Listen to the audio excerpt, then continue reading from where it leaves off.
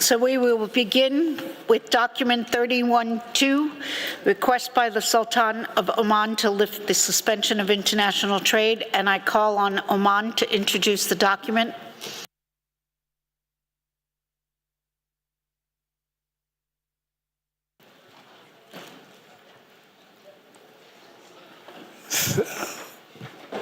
Thank you, Madam Chair.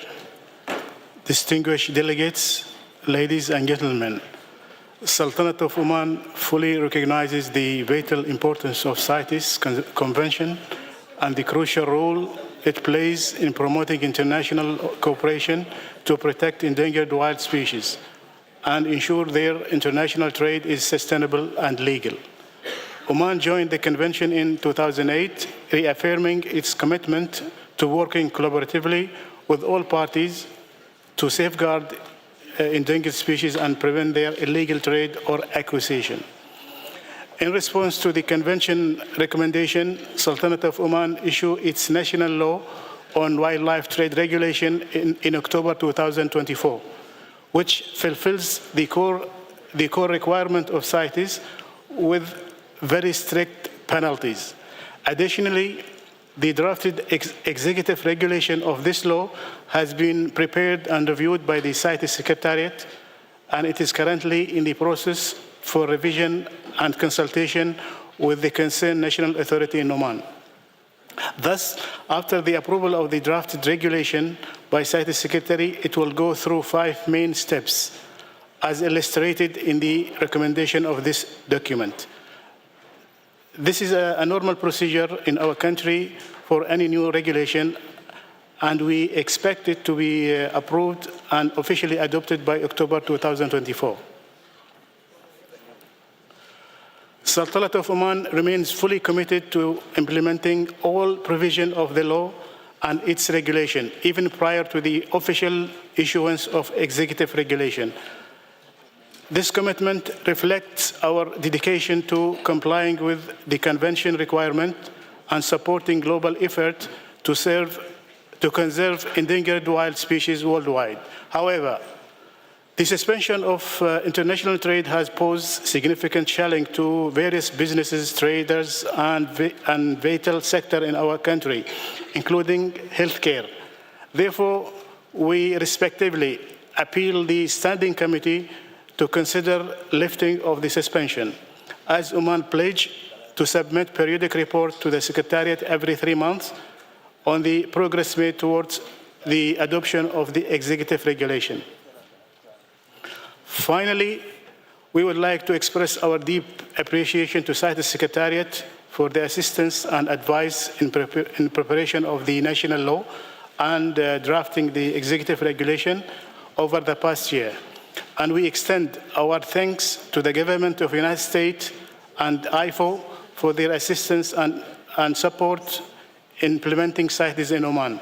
And a special thank to Mr. Sharif As-Salem, the representative of the Asia in the Standing Committee, for her efforts and cooperation related to this issue.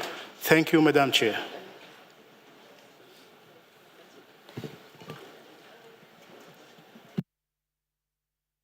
Thank you. So I would like to open up this document for discussions from the Standing Committee, looking at the recommendations in paragraph 6 of the document. I have Kuwait. Thank you, Chair. On behalf of the GCC countries and the Asia region, we express our strong support for Oman's request to lift the trade suspension and the recommendation in paragraph 6. Oman has taken significant legal steps, including the Royal Decree number 45 in Annex 1 and 2 of the document, which fully meets CITES requirement. Additionally, Oman has committed to be implementing exclusive regulation, which is in Annex 3, following a clear timeline with a progress update to ensure compliance. Trade suspension has a serious economic consequence, particularly in the health sector, where restriction on importing essential medical and pharmaceutical products have impacted public well-being. Oman has also enhanced monitoring, enforcement, and cross-border cooperation to prevent illegal trade and protect wildlife. Giving Oman demonstrated commitment and structured compliance plan, the GCC and Asia region urge the Standing Committee to adopt a balanced approach. We recommended lifting the trade suspension while maintaining regular progress report, as mentioned by Oman, which will ensure issuing the regulation by October this year. So this will allow Oman to restore regulated trade without compromising conservation effort. Thank you, Chair.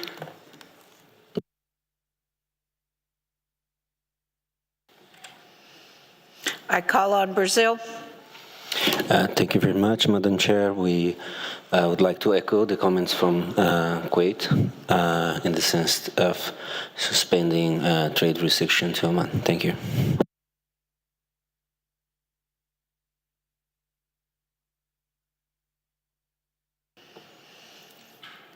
Don't have any other standing committee members requesting. I open the floor to observer parties. Oh, I have the UK. Apologies, it just lit up. Thank you, Chair. We recognise and appreciate the progress being made, but we're not sure that it's appropriate to be making that decision at this stage. But with the information provided by Oman, it doesn't sound like it'd be too long in the future until we're able to make the decision to lift the suspension. Thank you. I have Belgium. Thank you, Madam Chair. And as UK, we take note of the progress made by Oman, and we see that the Secretariat sees that the requirements of Category 1 legislation has been met, but we are of the opinion that the suspension can only be withdrawn once the legislation has been adopted. And as Oman has said, we want to take a balanced approach, and we see other countries that might be in the same position, and we don't want to have a difference here. So thank you. Thank you. Georgia. Israel. Yes, thank you, Chair. Just very briefly, we want to align ourselves with the comments by UK and Belgium. Thank you. Japan. Thank you, Madam Chair. We would like to echo Kuwait's comment. Just for the Chair's clarification, the first comment from Kuwait. Thank you.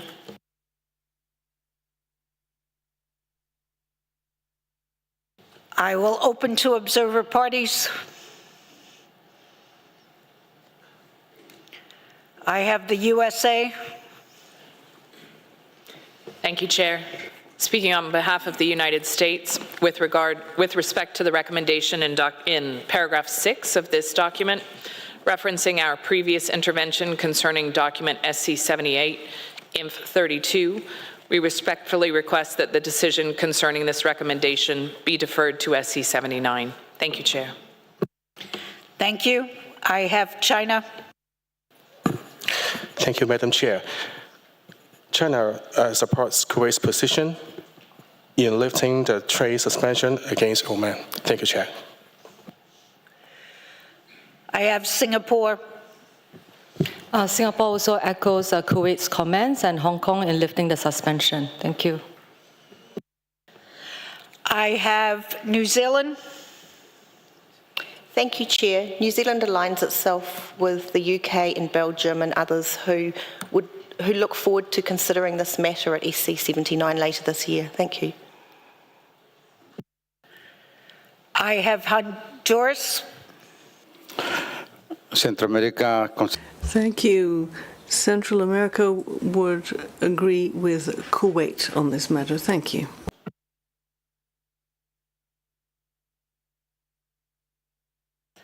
I have Canada. Thank you, Chair. We would align ourselves with the UK and Belgium, and we appreciate the efforts made by Oman, but we preferred to keep within the process that's been established and used for all other parties and not set a precedence for bending the rules. Thank you. Dominican Republic.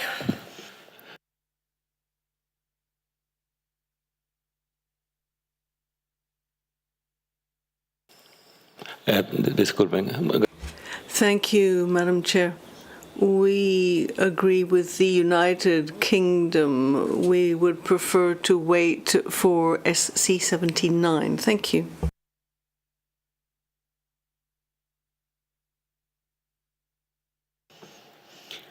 I have no further requests from parties or standing committee members. I have the UAE.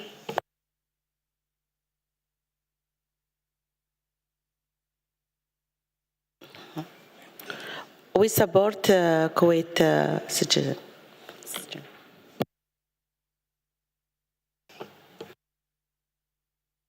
Qatar, and then I'm going to consult with the Secretariat because... Thank you, Chair. We support Kuwait position.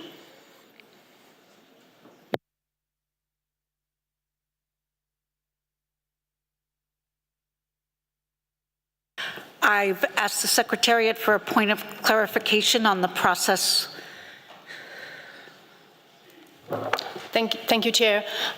Just to clarify that as soon as a country has adopted national legislation and this national legislation has entered into force and is fully meeting the requirements set out in Resolution 8.4, the Secretariat has the mandate to issue a new notification that withdraws the recommendation to suspend trade. So it doesn't have to come back to the next meeting of the Standing Committee, just for clarification. As soon as the regulation, the national legislation meets the minimum requirements, the Secretariat has the mandate to issue the notification lifting the recommendation to suspend trade. Thank you very much. I have Saudi Arabia. Thank you very much, Madam Chair. I would like to inform you that we are in alliance with the Kuwait intervention. Thank you so much. Thank you. I have Israel. Thank you, Chair. If indeed this is a resolution, then does the Standing Committee have the authority to actually go against a resolution of the COP and to make a change in the process? So I would ask the Secretary for a legal opinion on that. Thank you. Thank you very much, Israel. The process is not established per se in the resolution. The process just says that the Secretariat identifies those parties that have legislation that do not meet the requirements. And we have identified Oman to have legislations that do not meet the requirements. Thank you. I have Switzerland. Thank you, Chair. Switzerland aligns itself with the UK and others. Thank you. I have Kuwait. Thank you, Chair. We just don't agree. Let me explain that. Oman has already issued a law, which from our perspective, as some countries that we see that law fulfill the requirement of the convention. So that's why we brought this subject here in the Standing Committee and provide you with a copy of this law, which is in Annex 1 and 2. You can take a look of this law, which is fulfill the requirements. The regulation is like an explanatory regulation, resolution that to support the law. The law is issued and very strong law. I can see it more stronger than Kuwait law, which is in category 1. So this is why we brought it here to the Standing Committee for support and show you the commitment of Oman. They will issue the regulation in a time manner till October. As I mentioned, the trade suspension have a strong impact on the health sector. So this is our argument here, that we need the lift now because of the reason I mentioned. Thank you. I have Sudan, and then basically seems to close the request list. Sudan supports the Kuwait position. Thank you, Chair. I will open to observer organizations. Oh, I have Indonesia Standing Committee member. Thank you, Madam Chair. We support Kuwait position. Thank you. So I open to observer organizations, if any wish to speak. I have Morocco. Merci, Madame. Thank you, Madam Chair. Morocco would like to express support for the Kuwaiti proposal. Thank you, Madam.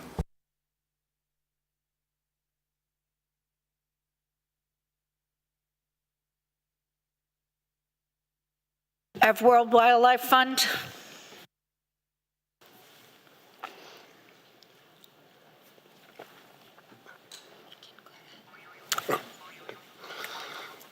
Thank you, Madam Chair. The fact that CITES can make recommendations to suspend trade, even as a last resort, has frequently led to improved implementation of the Convention, and this option must remain a credible one. The practice for imposing trade suspensions with regard to national laws to implement the Convention is well established over decades. The approach that has been taken with Oman is consistent with past practice, whereby a recommendation to suspend trade is withdrawn only when legislation meeting the minimum requirements is adapted and enforced. The same approach has been taken with respect to all countries subjected to a recommendation to suspend trade with regard to their national legislation. Therefore, while we have considered Oman's case carefully and respectfully, we are firmly of the view that lifting the recommendation to suspend trade at this meeting without the necessary legislation being in place would set a damaging precedent that could undermine the assiduous efforts to date and future efforts to bring parties' legislation into line with Resolution Conf 8.4 of Rev COP 15. Madam Chair, it would be useful to know if further developments have been made that meet the requirements. Thank you. Belgium. Thank you, Madam Chair. I was seeking for some guidance from the Secretariat on the last comment from Kuwait, because the Secretariat is, on the basis of the advice from the Secretariat, taking in a position on whether this legislation is sufficiently enough to be in category 1. And so, yeah, what we read in document 31.1 is that we see that the Secretariat didn't deem the adoption of the law to be sufficient and that the regulations are necessary. So could that be clarified for the Standing Committee so we have a better view if it's necessary or not? Thank you. I will call on the Secretariat for a response. Thank you, Chair. The Secretariat in this case has followed the same process for every country. We do review legislation regardless of the number of instruments that it encompasses. For some countries, it's only one law, bill, act, or regulation. For some countries, it's multiple instruments. In the case of Oman, we have analyzed the law as when it was a draft. We have reanalyzed the law after it was adopted, and we have come to the determination that although the 4 pillars of the Convention are mentioned in the law, the necessary regulations to implement those pillars are not there. So the pillars are mentioned, but there are critical elements that are missing in the text of the law compared to other legislations. And this is why from the beginning, the advice of the Secretariat to the Sultanate of Oman has been there's a necessity to develop regulations to implement that law, and it's the combination of the law and the regulation that will make the legislative package, if you will, meet the requirements for Category 1. And that position has not changed ever since. Thank you.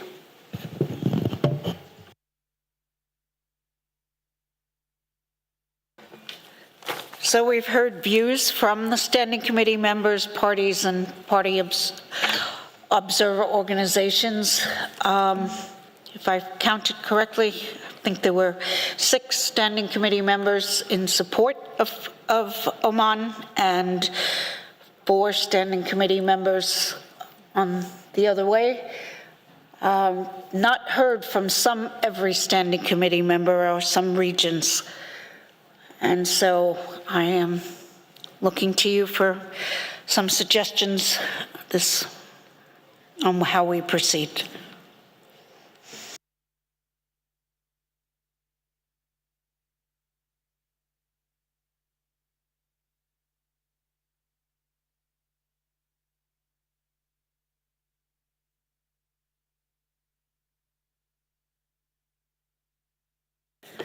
I have both Belgium and Kuwait asking for the floor. Belgium came in first, so Belgium.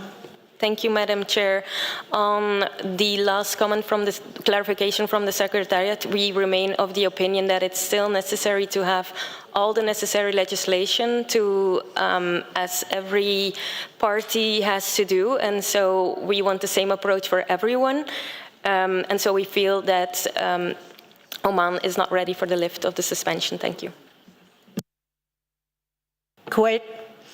Thank you, Chair. We would like to request a vote in this matter. Thank you. Before I take the vote, since this is the first time we're taking a vote in the Standing Committee this plenary sessions, I would like the Secretariat to explain the rules of procedure, how a vote works in the Standing Committee, so we all have a common understanding of what we're doing here.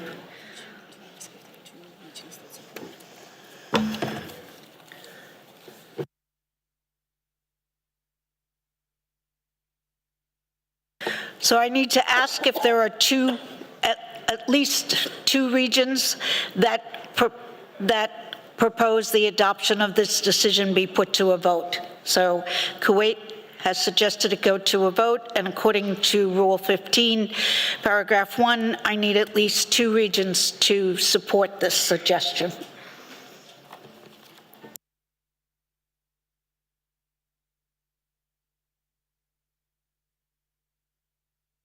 Sorry, I misspoke. I only need 1 region because Kuwait counts as 1.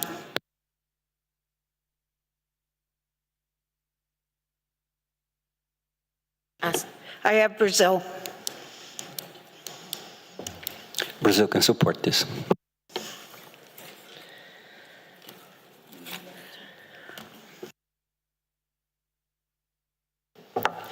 Thank you, Chair. So we're looking at Rule 15, Paragraph 2. In case of a vote, the decision of the committee shall be taken by a simple majority of the regional members or acting regional members casting an affirmative or negative vote.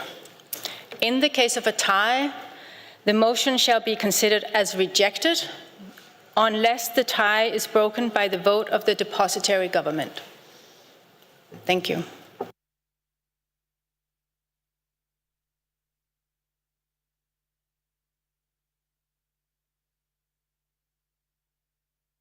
So I ask you to vote in support of Paragraph 6. Press your button if you are in support of Paragraph 6, so I can see if I have a simple majority. Again, you are voting on Paragraph 6. Press your button if you support it.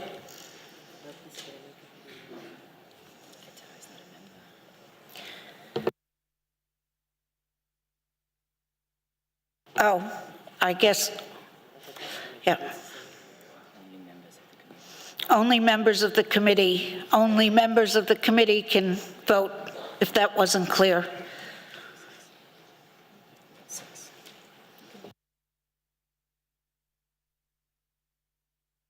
I will read them out. UAE, you're not a member of the Standing Committee. Kuwait, Japan, Indonesia, Brazil, Morocco, and Honduras have voted in support.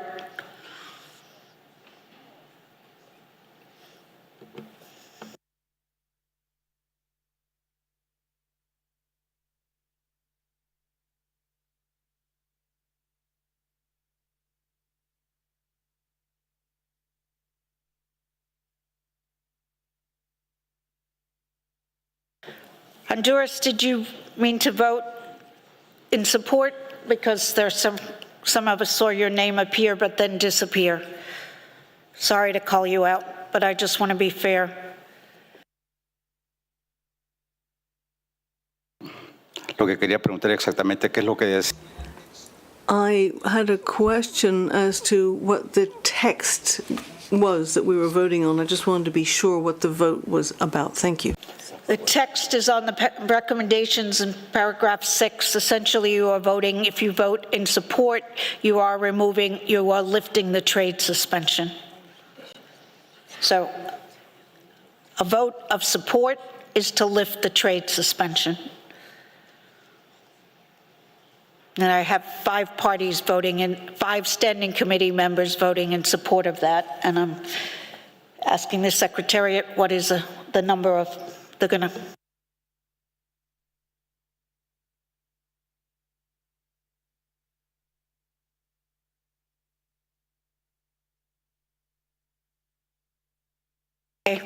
There are 16 voting members of the Standing Committee, so 5 have voted in support, and so now I will have to ask who are voting to oppose lifting the sanction. So everybody who pressed their button, please clear it.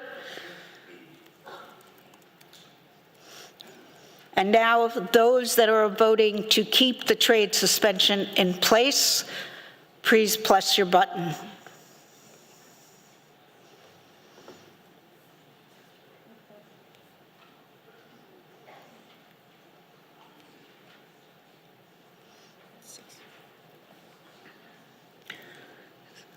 I will read out the countries voting to keep the trade suspension. I have Israel, Belgium, UK, Poland, New Zealand, Dominican Republic,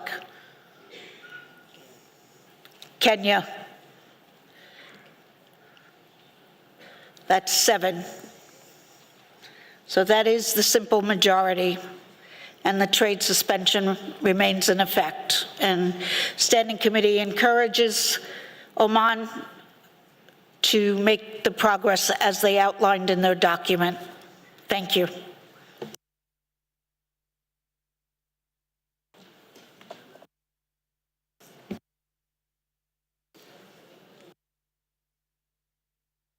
Move on to the next agenda item, 32.1, submission of annual reports. And I call on the Secretariat to present this document.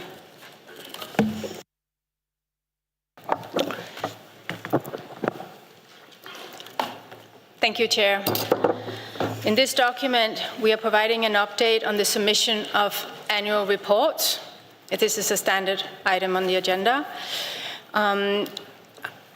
There are a few updates I wish to bring with respect to this document. So regarding the missing reports that the Plans Committee invited the Secretariat to bring to the attention of the Standing Committee, which is set out in paragraph 8 of the document, I am pleased to note that the Secretariat has received the missing reports from Cameroon, Papua New Guinea, and United Republic of Tanzania.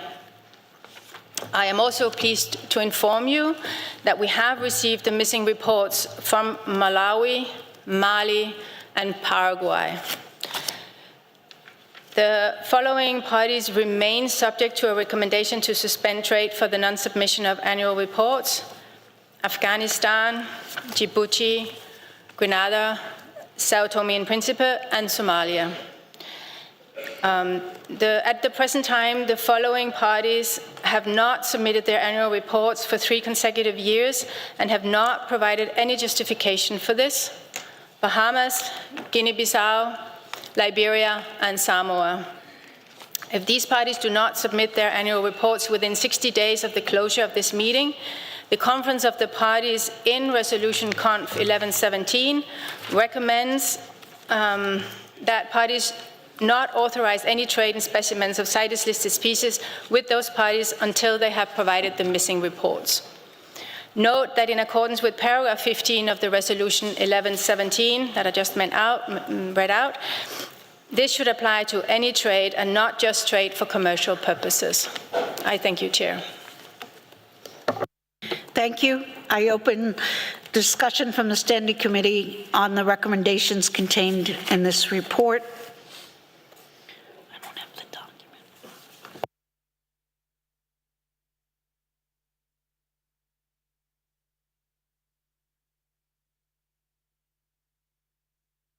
I have New Zealand.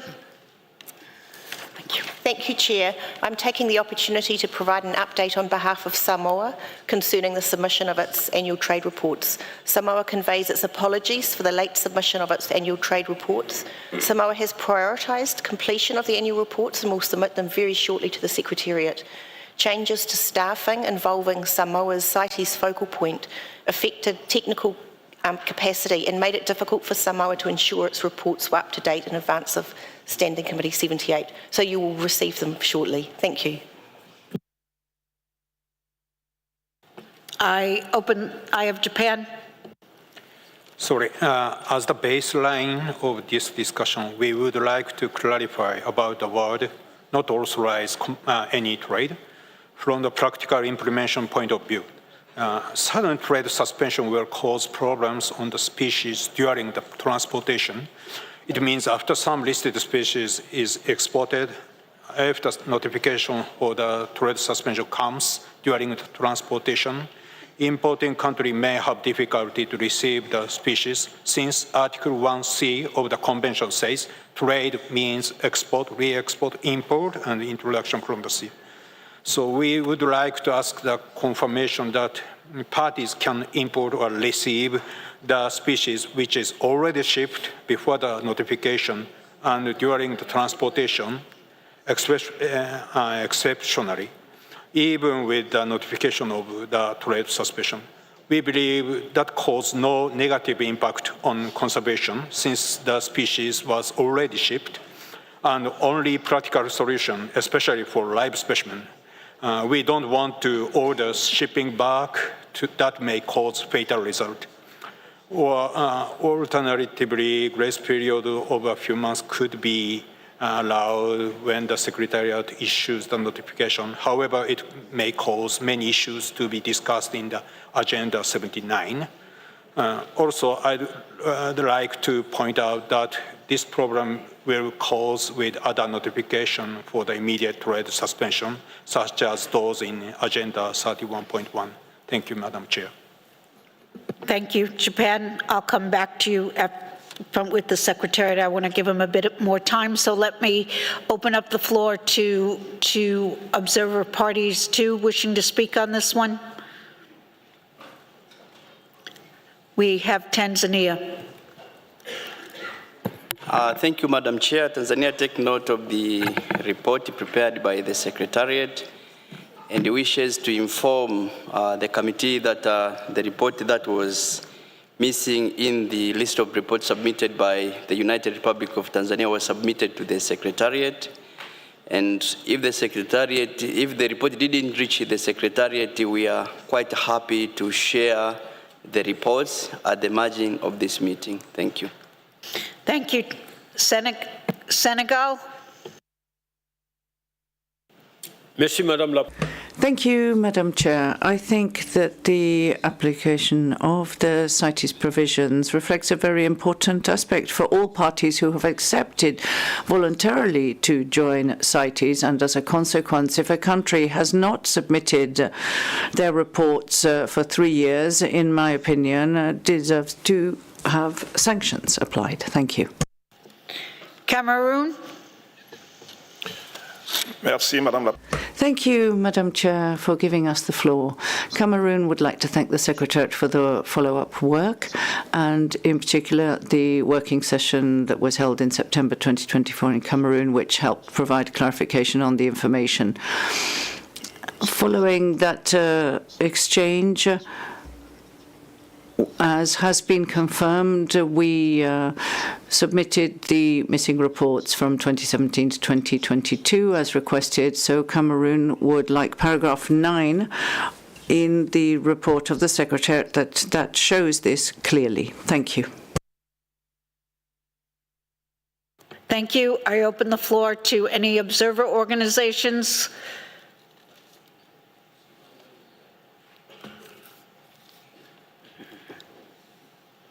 And not seeing any, I'll come back to the Secretariat with Japan's question. If you could clarify, please. Thank you, Chair.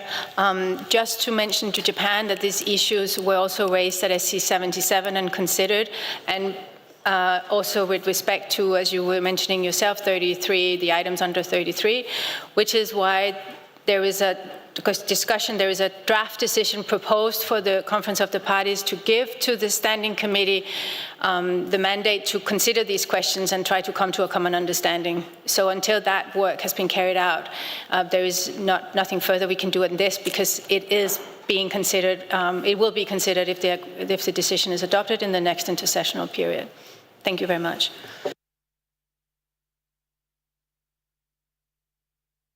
Yeah, sorry, I forgot to mention, we have noted the report submitted by Tanzania and Cameroon, and I mentioned this in the introduction. Thank you very much. Chair is going to take a minute to consult with the Secretariat, and then I think we can conclude on this item.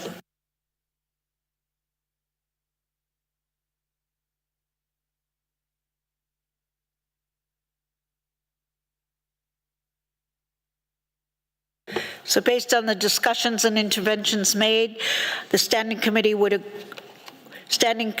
agrees to the recommendations in paragraph 10, and the countries that have failed to submit annual reports for 3 consecutive years without having provided adequate justification are the Bahamas, Guinea-Bissau, Liberia, Mali, Malawi, and Samoa. And just the update. Right, so we'll correct the recommendation, paragraph 10, we'll correct that to strike out any commercial trade. I mean, any commercial. Is that agreed to by the Standing Committee? I see nodding heads. We'll accept that then and conclude this one. We are now on the morning's agenda, so we are officially a half a day behind. So I really ask you to be brief in your interventions so we can get everything done. So we move on to document 19, CITES and forests. And I give the floor to the Secretariat to introduce that document. I think we need a minute to shuffle.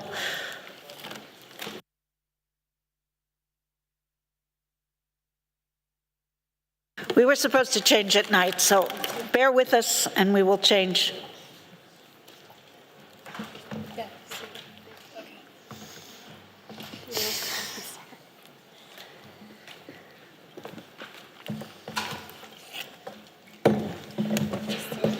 Take your time.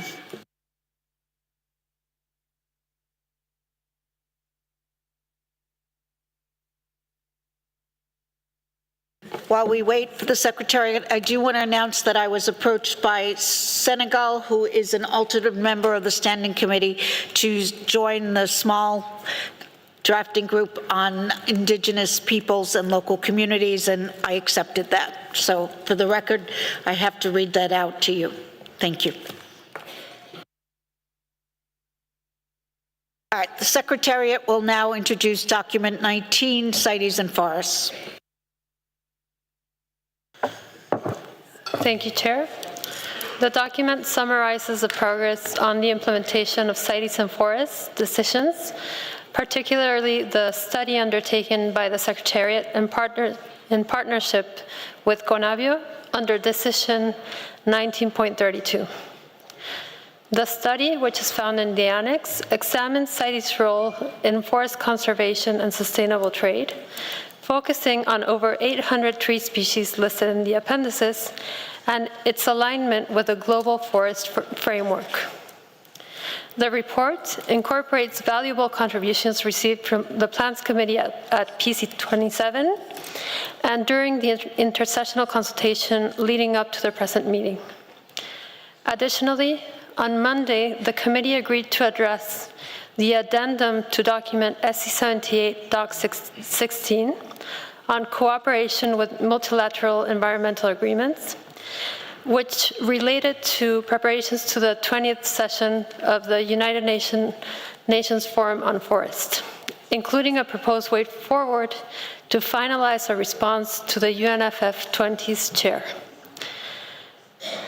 Madam Chair, the Standing Committee is invited, with regards to document 19 on CITES and forests, to provide feedback on the preliminary study, to request a revised version before COP20 for further input by the plants and standing committees.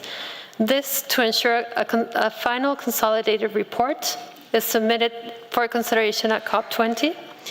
And with regards to the addendum to document SC78 Doc 16, to request the Secretariat, in consultation with the Chair of the Standing Committee, to finalize a response to the UNFF20's Chair's letter, incorporating feedback from SC78.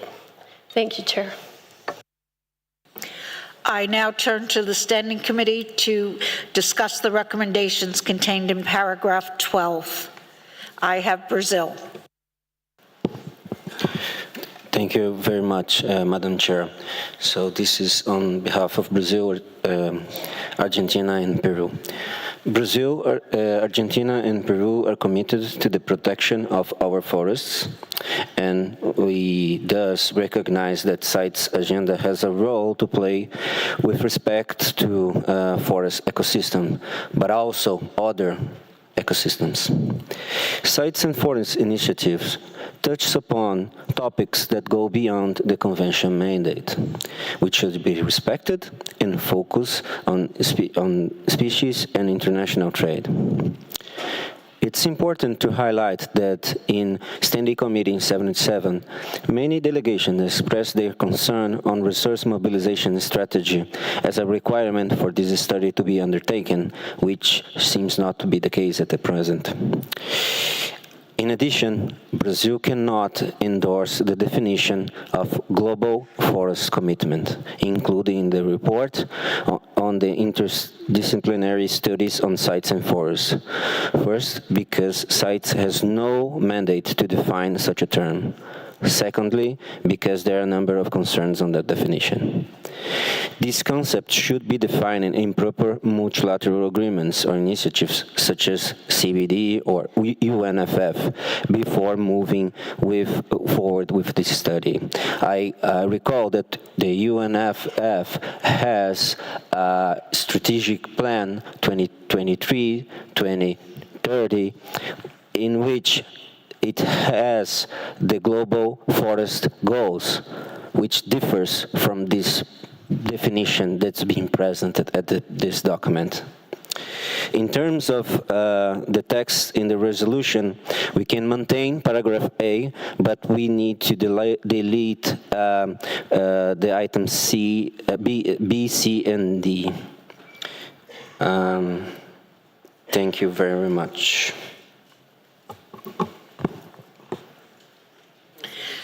Thank you.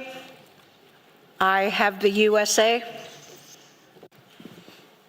Thank you, Madam Chair. On behalf of the North America region, congratulations are due on a strong start to undertake this study related to CITES and forests. We will remark specifically about the recommendations to the document. We note that initial inputs from the Plants Committee are being incorporated and that key sections on the value and benefit to CITES, the scope of any initiative, and recommendations are still under development. We will provide written feedback to the Secretariat and invite other members and parties to do the same. We would also invite the Secretariat to seek feedback from the GFCs to ensure the analyses are accurate from their perspectives. While we appreciate the efforts of the Secretariat to present a final report at COP20, we cannot fully endorse recommendations C and D, as key sections with the most significant implications are still under development. And because it is not yet known how the Secretariat will address comments arising from the Standing Committee review. Finalizing the report and any actionable recommendations should follow the regular committee process after COP20 to ensure thorough consideration with adequate lead time. As such, and in closing, we would not be supportive of a second intersessional consultation before COP20. Similarly, we would not be supportive of submitting a final draft to the parties at COP20. Instead, we would support submitting a draft report, noting that it requires review by the Plants Committee as a way to demonstrate progress on this agenda item and to seek party input and direction on how the Plants Committee should proceed with this work. We would also be supportive of the Secretariat providing an update at COP20 to provide an overview of key considerations that arose from comments provided by the Standing Committee and parties. Thank you. Thank you. I open up the floor to, I have Indonesia. Thank you, Madam Chair. Indonesia will align with Brazil and propose the term Global Forest Goals in accordance with the UNFF as being used. Thank you.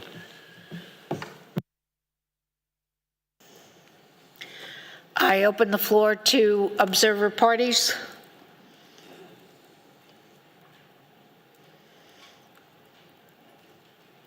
I have the EU. Thank you. The UN member states note the progress reported. A lot has been completed and a lot of detailed information gathered. Still, we do believe that a lot remains to be done. We consider it important that the report is completed well ahead of COP20 to ensure that we have a good basis for any resulting decisions at COP20. The substantial data collected needs now to be carefully analyzed and reviewed to come to findings and recommendations in line with the original aims and objectives of the study. We agree with recommendations C and D, but in addition, in order to help the Secretariat, we would appreciate an additional opportunity for our experts to review the report and provide feedback and guidance before the study is sent for the intersessional review to plants and standing committees. We would be happy to provide the contact details of the experts directly to the Secretariat, and we would also encourage other parties to do the same. Thank you.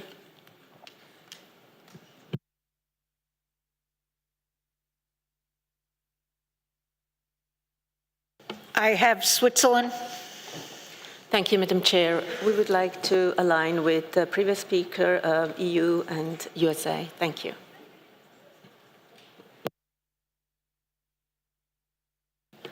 Have New Zealand.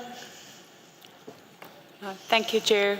We also support the comments made by the United States, EU, and Switzerland. Thank you. I have China. Thank you, Chair. As the PC member, we would like to have the the opportunity to have the second round of the review to the report for the finalization. Thank you, Chair. Have the Russian Federation. Thank you, Madam Chair, and we thank the Secretariat for the document. We would like to note that the mandate of the Convention is not to consider fulfillment of obligations or commitments under the other international agreements. We recognize the importance of CITES and its contribution in the context of implementation of other documents. However, we believe it is important not to extend the scope of the interdisciplinary study on decision-making when assessing other global commitments on forest species.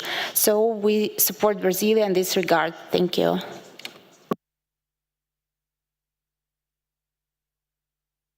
Have Cambodia.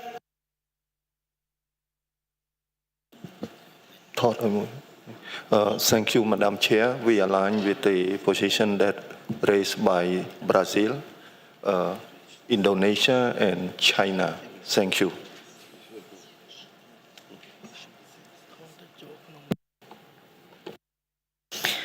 I open the floor to observer organizations.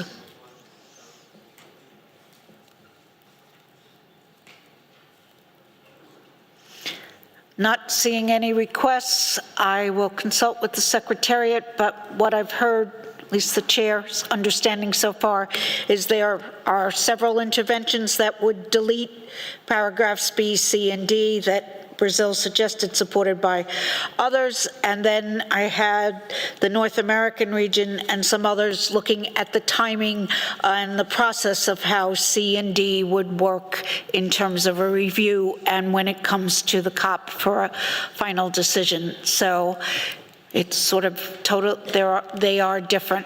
So I'll consult with the Secretariat and see what we can do to find a compromise or figure this one out.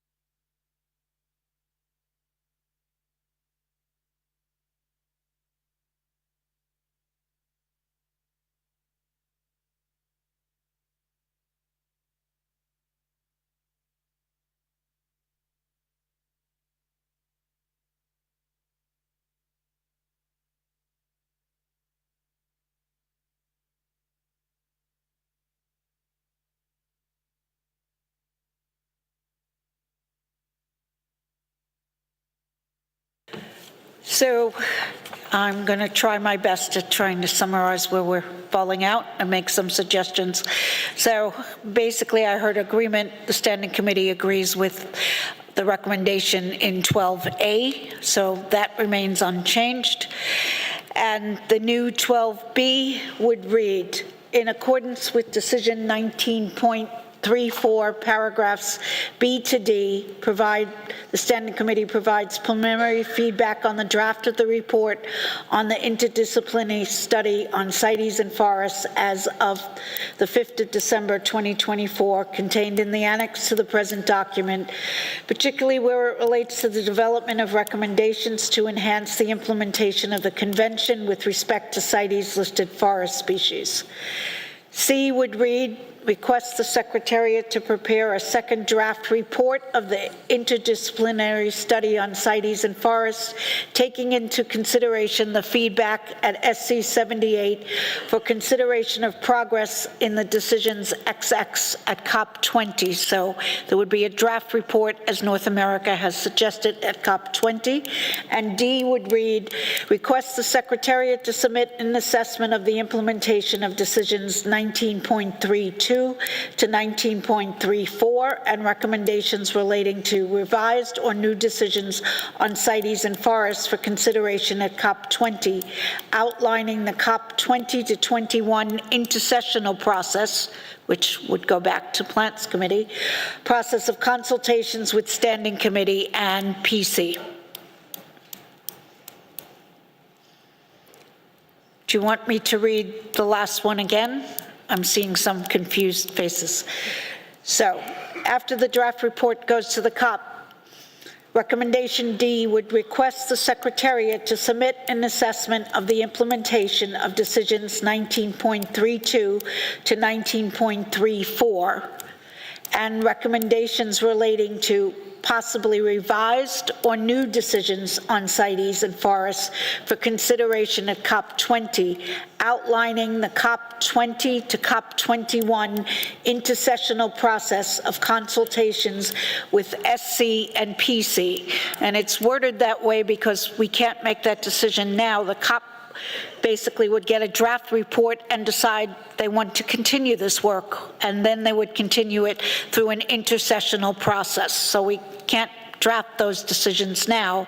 That is up to the COP. So that's sort of where I felt out.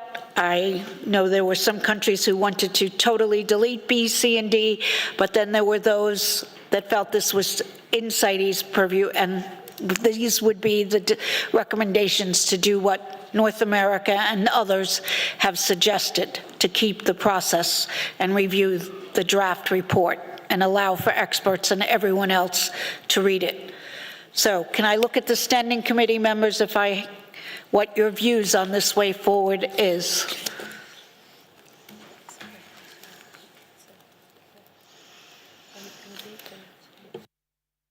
I have Brazil. Thank you very much, Madam Chair, for the constructive approach. Brazil agrees with the process, but there is a matter of substance which is of utmost importance, which is the concept, global forest commitments. Brazil cannot agree that the CITES can define such a concept. We can, in order to be constructive on this, we can offer two options with regard to that. Either we wait for UNFF to come up with this concept, and then we can work and move forward, or we can use the strategic plan 2023-2030 as a basis to make this study instead of these global forest commitments. So I'm trying to be very constructive here and trying to be very careful on what we agreed on other international multilateral agreements so that we can move forward and have some results on this. Thank you very much. Thank you. I will consult with the Secretariat because the chair to admit, is not she may know CITES, but she does not know these other MEAs on forests, so I will look to the experts to consult with.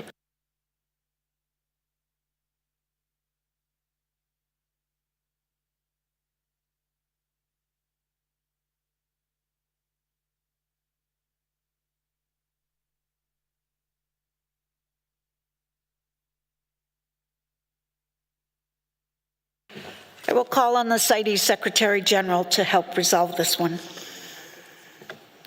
Thank you, Madam Chair, and thank you, Brazil, for your comments. I think that what you have just said is also very constructive, and the Secretariat can take this into account. We've already mentioned the global forest goals within the study and the overall plan on forests.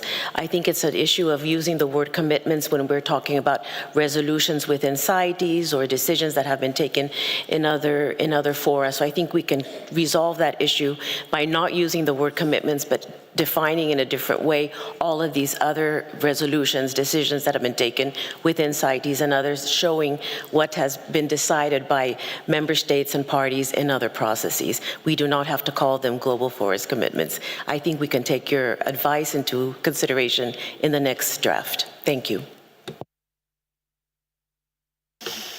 So with that explanation, I look to the Standing Committee that we could accept the recommendations. We accept A and the revised B, C, and D as I read it out. So can I see thumbs up, nodding heads, something? I see the U.S. Thank you, Madam Chair. With the revised recommendation D, can I just clarify language, sorry, about the intersessional consultation process, just to ensure that this goes through the regular committee process and is submitted to meetings for review?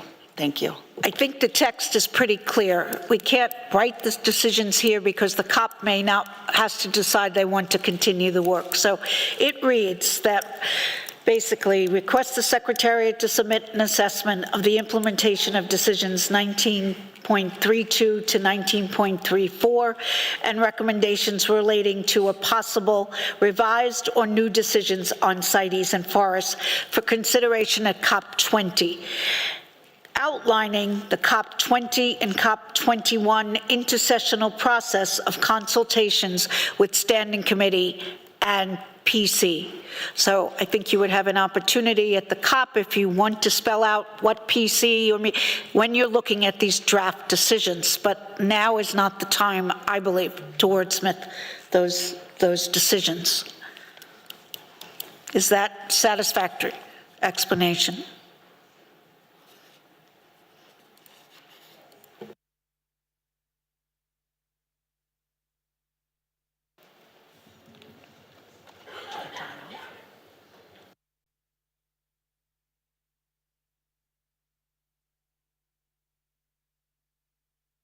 I think with that clarification that we could support that revised decisions. Thank you. Thank you, and I have Brazil. Thank you, Madam Chair, and I really appreciate the comments from the Secretary General, and I think it goes in right direction. I think we can have something in that line. The only thing that we still concern is that the report refrains to use such a concept. We cannot agree that the report use global forest commitments. If we use other international agreed concepts, it's right. As you mentioned, we can use in other forums, but this report cannot work with that concept. If that's all right, we can move forward. Otherwise, we will have some issues with that. Thank you very much. We will take note of that, and we will address it.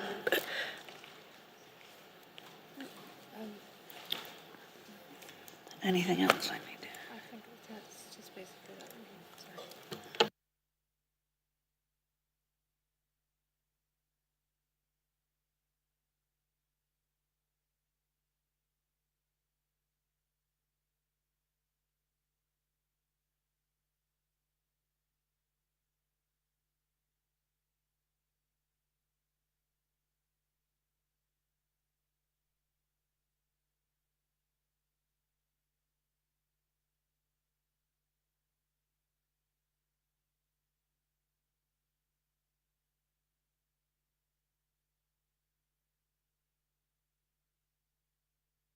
All right, we've simplified B to now read, and I hope this addresses Brazil's concern. In accordance with Decision 19.3 for paragraphs B to D, Standing Committee notes preliminary feedback on the draft report on the interdisciplinary study on CITES and forests, including the note that you have raised.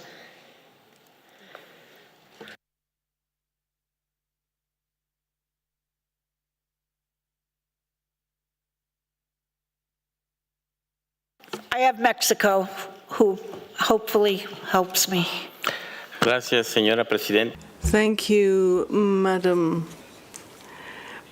Speaking as a representative of Conabio, I simply want to say that the term global forest commitments was one of the terms of reference adopted by the Plants Committee, PC 26 and 23.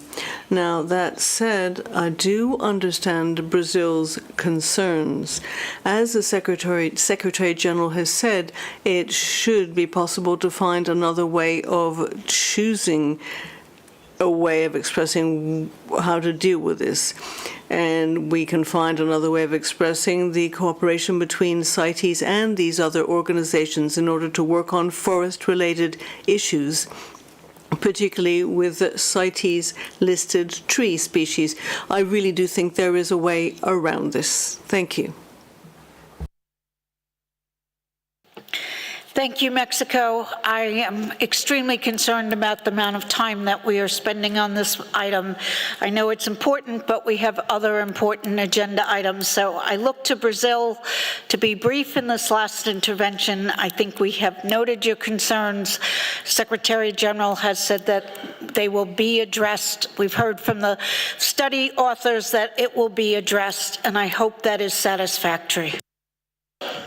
Thank you, Madam Chair. It is, but that is a slightly comment. It's not a concern of Brazil. It's a concern of many members that took the floor to express their support to Brazil. So I think this is important clarification. Thank you very much. But we can move forward. Thank you very much. Thank you, Brazil. And yes, there were other parties. I took it from you as a standing committee member. Okay, I think there was one other item we had parked in a parking lot because we wanted to see how this discussion went, and hopefully you will all remember it. It was SC 78, document 16, the addendum on cooperation with multilateral environment agreements and other international organizations. And the addendum had a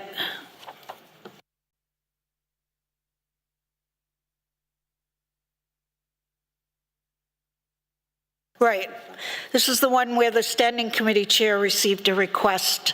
So it's basically little paragraph F, the recommendation. We had received a request from UNEF FF20 requesting the Secretariat in consultation with the Chair of the Standing Committee to finalize a response to a letter received from the Chair of UN FF20 using as a basis the present addendum as well as any relevant feedback received at this present meeting, meaning in this discussion here on CITES and forests.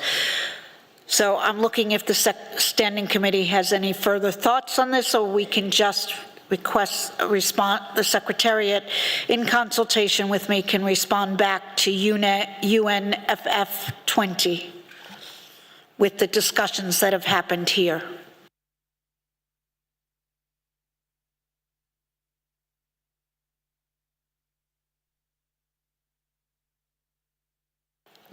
I'm looking for any requests from the Standing Committee, or I'm looking for nodding heads or agreement on this. Not seeing anything, I think we take that as concurrence and we'll respond back. Thank you.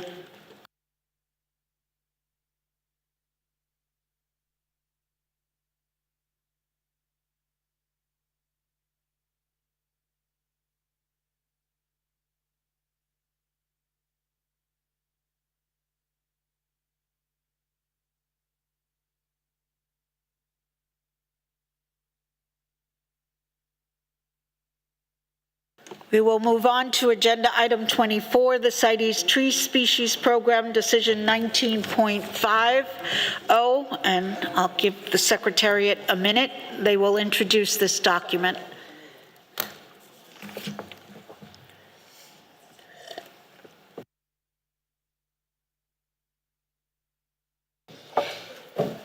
Thank you, Chair.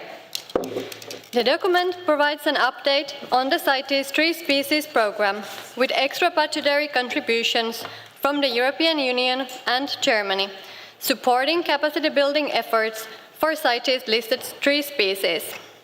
Following the notification in May 2024, calling for preliminary expressions of interest for the CITES Tree Species Project funded by Germany. A formal call for concept notes from potential beneficiaries will follow upon the agreement of the final project proposal with the donor. The Secretariat will continue to provide updates on the progress through notifications. The Standing Committee is invited to review the draft decision for submission to COP20 as contained in Annex of the document.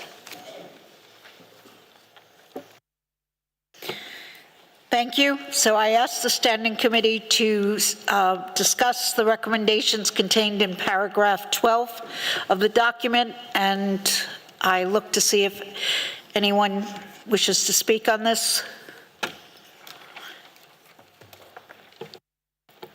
I have the USA. Thank you, Chair. On behalf of the North America region, I'm making this intervention.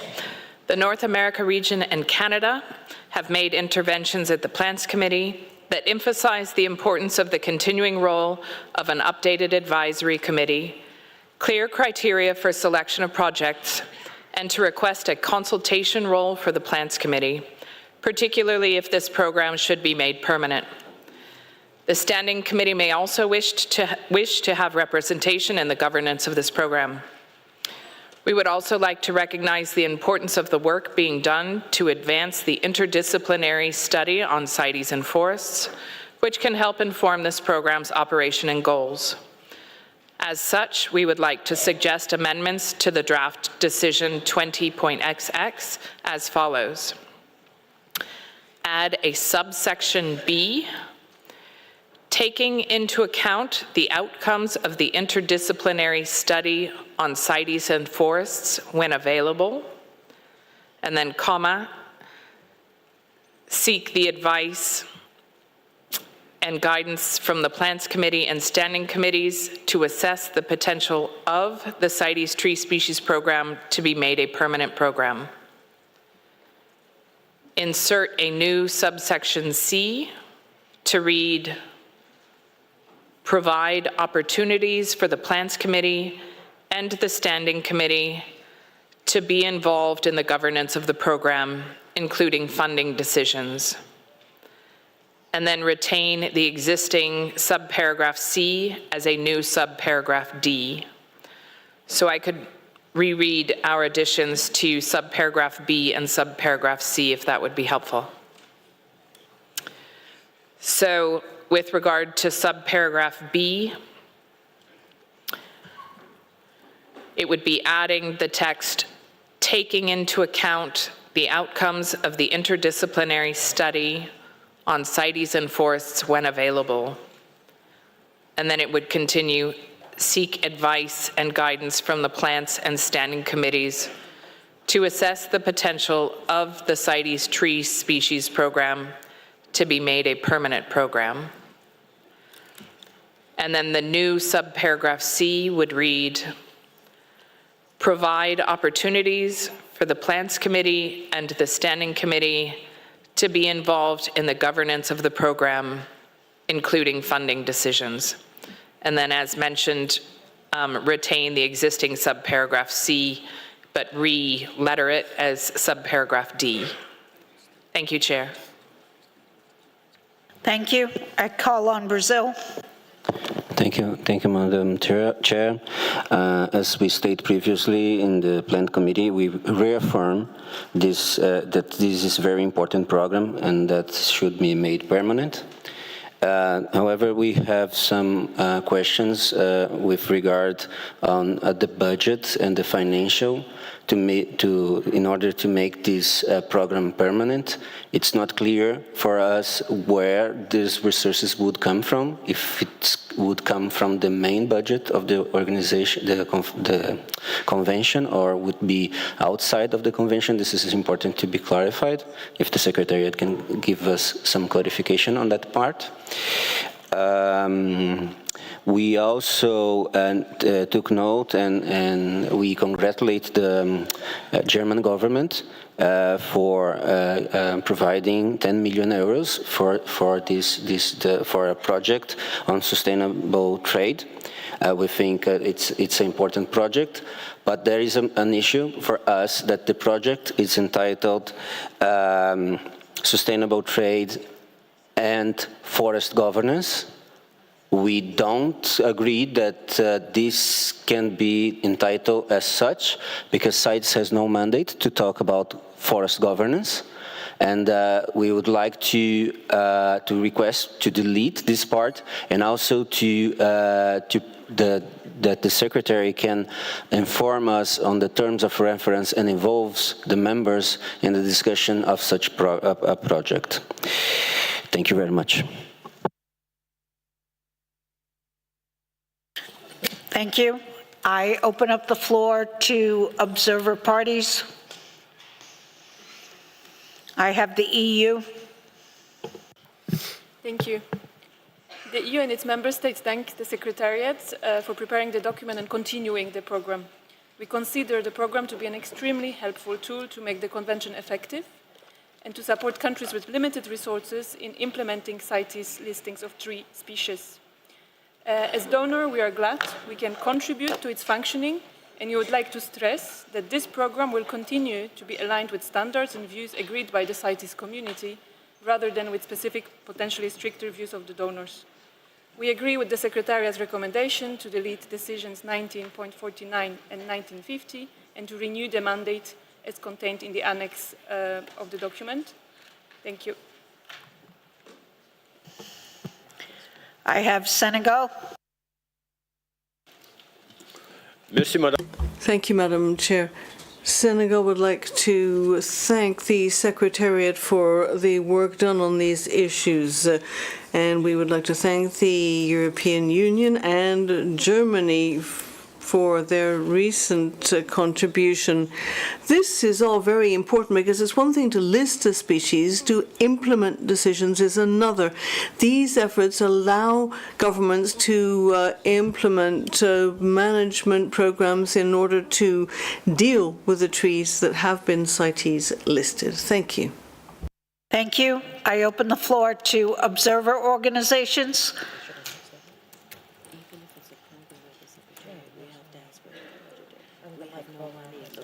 And I'm not seeing any requests for the floor, so I will consult with the Secretariat and see if we can find a way forward. And I have Kenya. Thank you, Madam Chair. Kenya supports recommendations in SC 78, document 24, and the draft decision in the annex to the document. Madam Chair, Kenya, in collaboration with Uganda and United Republic of Tanzania, and with funding support from the CITES Tree Program, funded by the EU through the Secretariat, we have implemented a tripartite project on conservation and sustainable management of Osiris lanceolata for economic development in East Africa with great success, and we thank the EU for this support.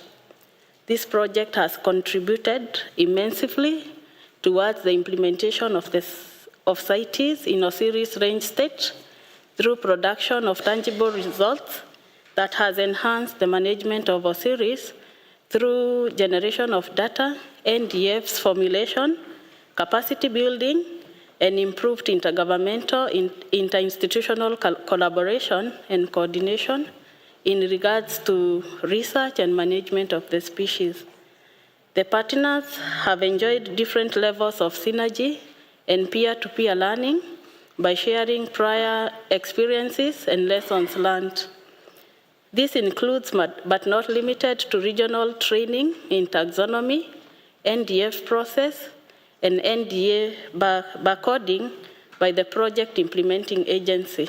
Madam Chair, like you have expressed in the Plant Committee at its 27th meeting, we express in this meeting that it is important that the parties continue to engage in research and capacity building activities in the long term, with an emphasis to extend beyond the current project period as a permanent collaborative program. In this respect, we stress that parties need longer-term, coherent, and comprehensive technical and financial support. We commend the government of Germany for providing further fundings for continuation of the CITES program. This will greatly enhance the capacity in implementation of the convention in the region on the CITES-listed species. It is for this reason that we strongly support the recommendation to have the CITES tree species program to be established as a permanent program and be resourced to support parties implement long-term program in conservation and management of CITES tree species, especially in African region. I thank you, Madam Chair. Thank you. I'm going to call on the Secretariat to clarify, answer some of the questions that have been posed. I have at least 4 parties wanting to speak now.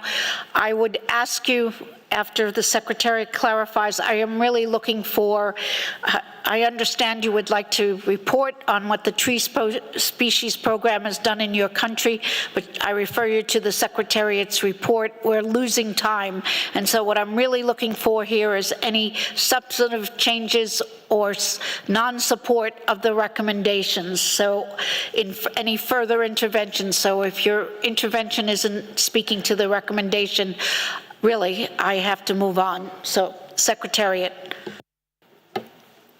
Thank you, Chair. I would just like to clarify on the funding question that we had about the CITES tree species program being permanent or not. Of course, this is still going to be assessed through the proposed new decisions that will be tabled to the COP at its 20th meeting. As in the case of IQUIC and the MIC program, the CTSP is also going to be relying on extra budgetary resources, and the funding source, being extra budgetary or not, is not linked directly necessarily to whether the program is a long-term or short-term one. Thank you. So I have the DRC, and I ask you to be brief, please. Merci. Thank you, Madam Chair. I would like, first of all, on behalf of my sub-region, to thank the funders who have contributed to the success of this program. We would also like to congratulate the Secretariat for the implementation of the CTSP. We take a note of the successes that the program has known, and we also subscribe to the Secretariat's decision to invite the Plans Committee to consider whether or not the CTSP should become a long-term program, which we feel would be very useful. With respect to the sub-region, many Central African countries have benefited from this program with respect to a number of tree species. Thank you, Madam.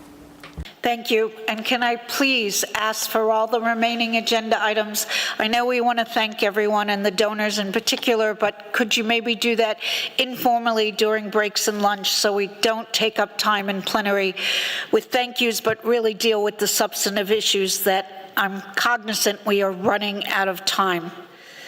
I have Tanzania, and then I will close discussion on this.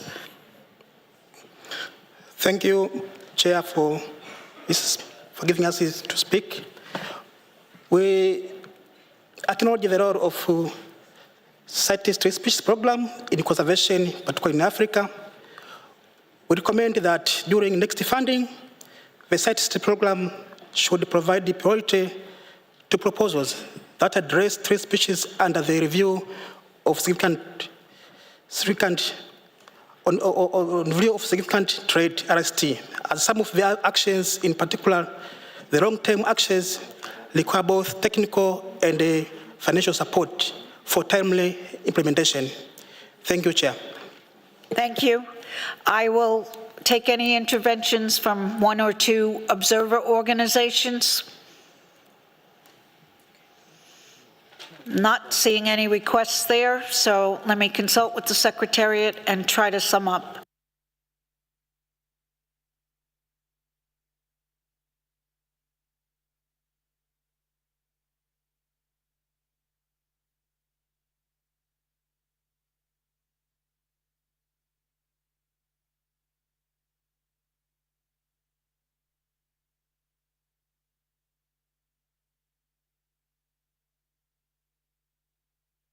So I want to be clear, I had some amendments proposed by the North American region.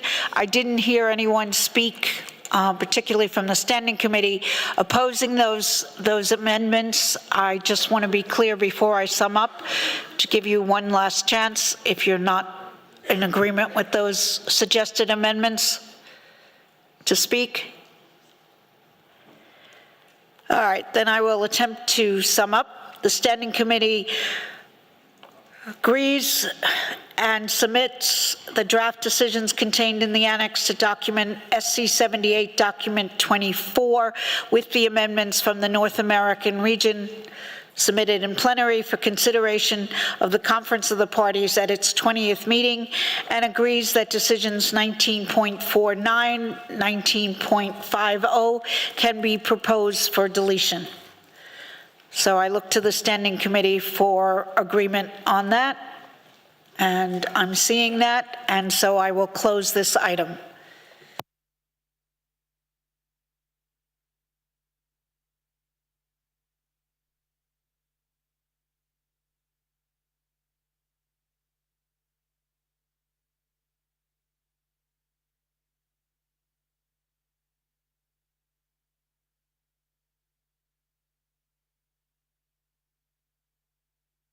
We will move on to document 33.2, expedited application of Article 13 for West African Rosewood, Pterocarpus erinaceus, for all range states, and I will call on the Secretariat to introduce this document.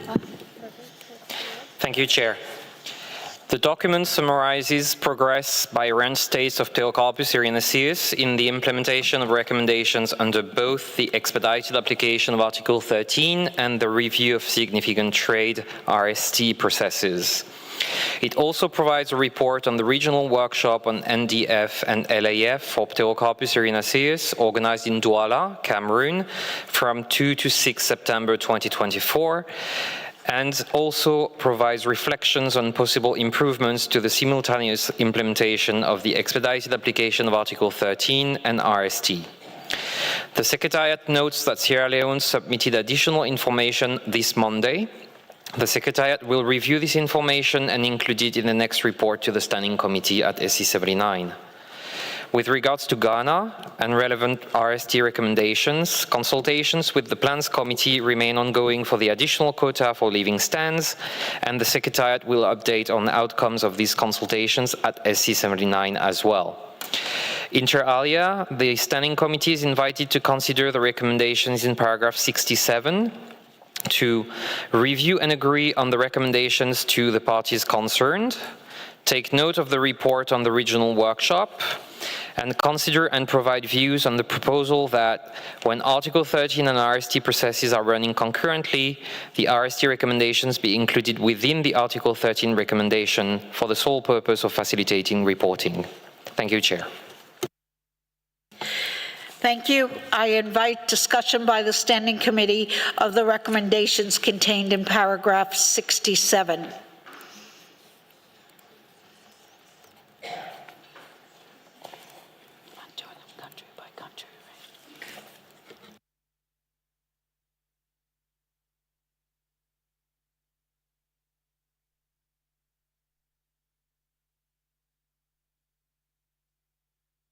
I have the DRC. Merci, Madame la Présidente.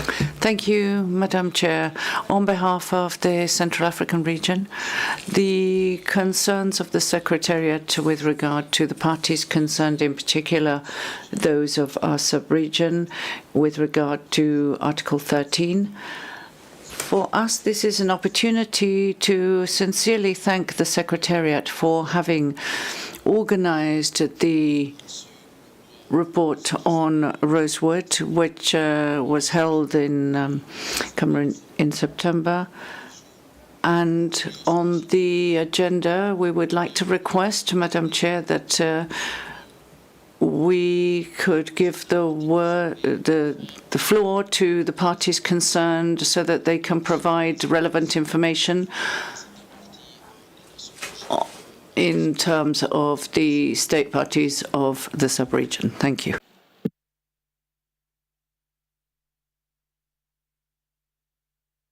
Thank you.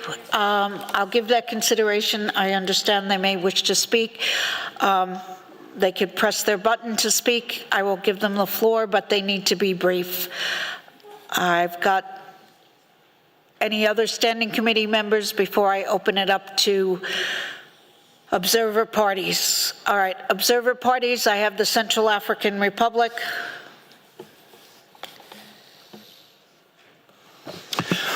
Merci, Madame la Présidente. Thank you, Madam Chair. The CAR would like to thank the Secretariat for all the action that has been carried out in the framework of this process. The CAR would like to indicate that forest exploitation is practiced in the southwestern forests, and Pterocarpus erinaceus is in the savanna. And if the CAR would like to notify that we've taken up the dialogue with the Secretariat once more, and so we would request the support of the Secretariat to help us with capacity building in order to be able to carry out a national inventory so that we can understand the resource and the making of NDFs, so that we can arrive at setting a quota and to lift the suspension, because Pterocarpus erinaceus is a secondary species, and the valorization of this species could contribute to the national GDP. Thank you, Madam Chair. Thank you. I call on Canada.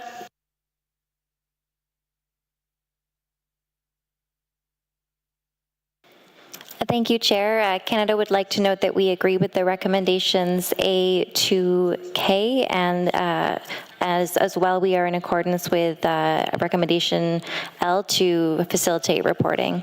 Thank you. Thank you for that brief and concise. I turn to Belgium. Thank you. Even more concise, the same as Canada. Thank you. That's what I want to hear. Cameroon. Merci, Madame la Thank you, Madam Chair. Cameroon would like to thank the Secretariat for having organized the capacity building work on Pterocarpus erinaceus in Cameroon, and we would like to very quickly indicate that the framework agreement with Nigeria has been set up to fight against illegal forestry, and we have submitted to the Secretariat the information, and we have also drawn up the national management plan, and there is an adoption of a new forestry law at the end of last year, which looks and covers the species, including Pterocarpus erinaceus. Thank you. I have Switzerland. Thank you, Madam Chair. Also brief. We align with Canada and the EU. Thank you. I have the USA. Thank you, Madam Chair.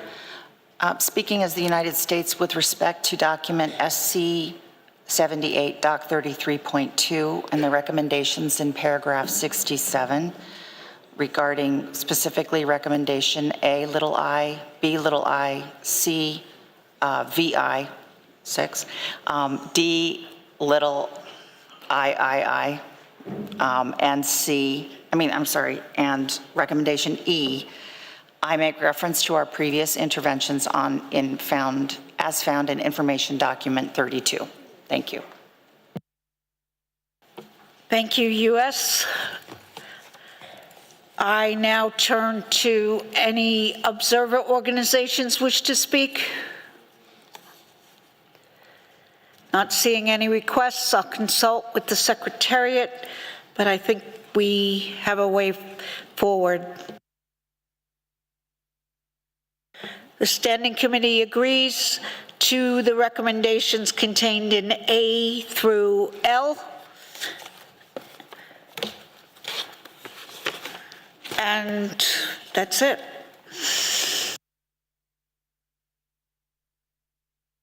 Okay, I have Ghana, and I will say that the Secretariat has noted the interventions made by the range countries that will be in the summary record, but I turn to Ghana. Thank you, Madam. Ghana would like to commend the Secretariat for preparing this document.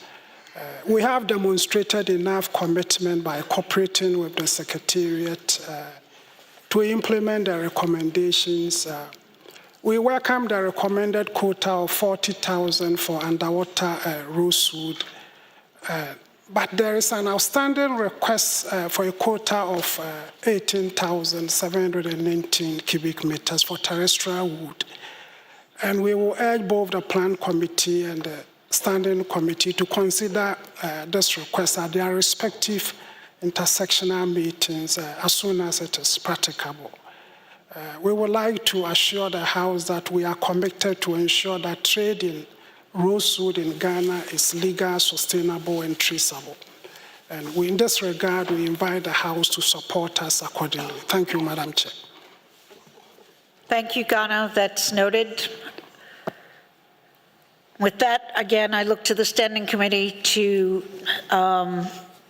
nod their heads or thumbs up that the Standing Committee agrees to the recommendations in paragraph 67A through L.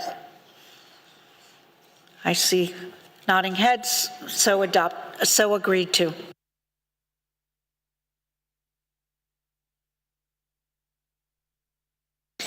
Moving on to document 33.4, Article 13 in Cameroon. I will call on the Secretariat to introduce the document. Merci, Madame la Présidente. Thank you, Madam Chair.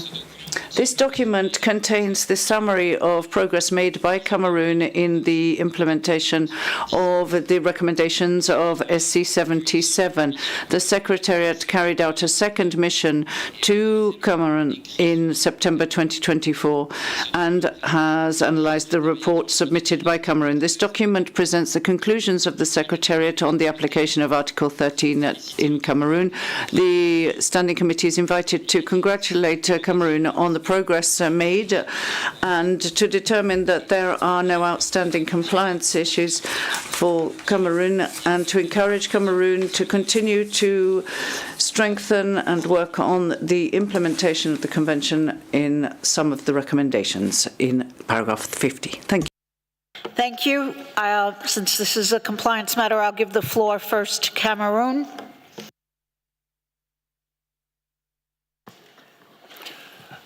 Merci, Madame la Présidente. Thank you, Madam Chair, for giving us the floor. First of all, I would like to repeat once more on behalf of Cameroon our congratulations for the excellent work carried out, and we wish you a great success in your leadership. We have met set out in Resolution 1114.12 in the resolution. Cameroon welcomes the excellent work that has been carried out with the Secretariat in accordance with what we heard at the SC77, and this will allowed the country to receive the second mission of the CITES Secretariat, following the first, which was held in March 2023. The Secretariat has confirmed the relevant improvements made in fighting against fraud and coordinating and the participation of the stakeholders in the CITES process, the deployment of supplementary modules on exports, and the legal verification system is currently being updated and finalized, and in particular in terms of the enactment of the law in July 2024 for forestry. And we are continuing to work despite the emerging issues linked to deforestation and climate change.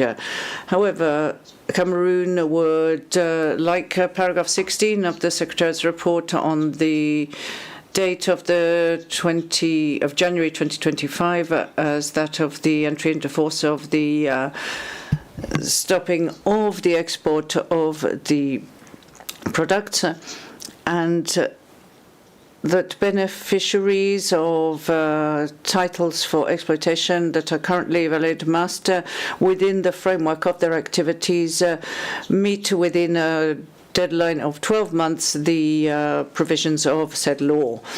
And that this will apply on the 24th of July 2025, and that it is also important to mention that the decision of the member states of the Economic and Monetary Community of Central Africa has a process in place, and this will be in application before the transitory period set, and that all of the species listed in the CITES appendices are banned for export in that form.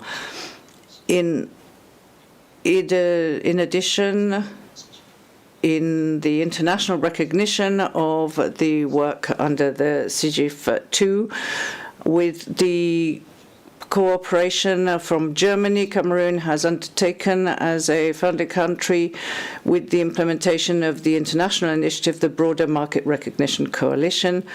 And these challenges are set out in paragraphs 44, 47, and 50 of the Secretariat report, and come into line with the priorities of Cameroon, in particular the operationalization of the CIMAC wood and timber module. And to conclude, Cameroon suggests that the Standing Committee approve the conclusions of the Secretariat contained in paragraphs 42, 43, 50 A and B, which aim to support the fact that the majority of the recommendations addressed to Cameroon should be considered accomplished, and there are no longer compliance issues with regard to the Convention on the Species. Thank you.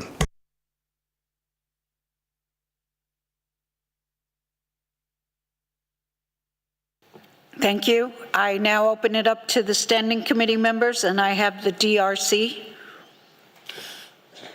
Merci.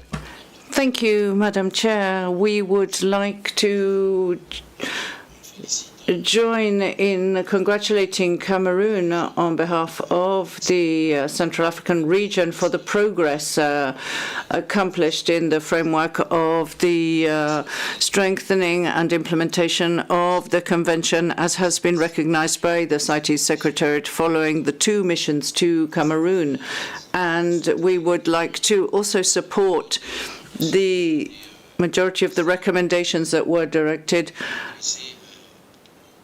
to Cameroon, and that they can be considered as fulfilled, and therefore there are no further outstanding compliance issues of the tree species listed in the CITES appendices. Thank you.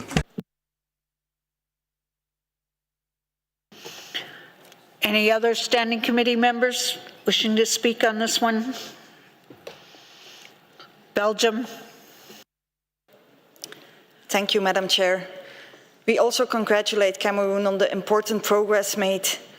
However, there do seem to remain certain challenges, especially regarding transit of CITES-listed timber through the port of Douala. We can support recommendation A, but feel it's a bit premature to determine that there are no longer any compliance issues, given the remaining issues mentioned by the Secretariat. In this regard, we would propose a slight rewording of recommendation B and a new recommendation D. For the recommendation B, our revised recommendation would read, determine that many of the compliance matters regarding trade in CITES-listed tree species from Cameroon, including Pericopsis elata, have been tackled by Cameroon, noting, however, remaining challenges, notably on transit of CITES-listed tree species.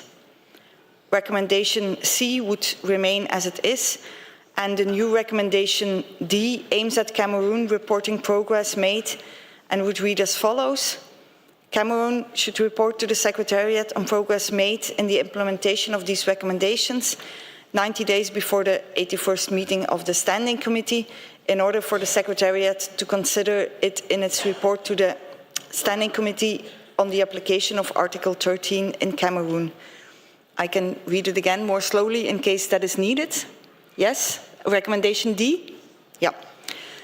Cameroon should report to the Secretariat on progress made in the implementation of these recommendations 90 days before the 81st meeting of the Standing Committee in order for the Secretariat to consider it in its report to the Standing Committee on the application of Article 13 in Cameroon.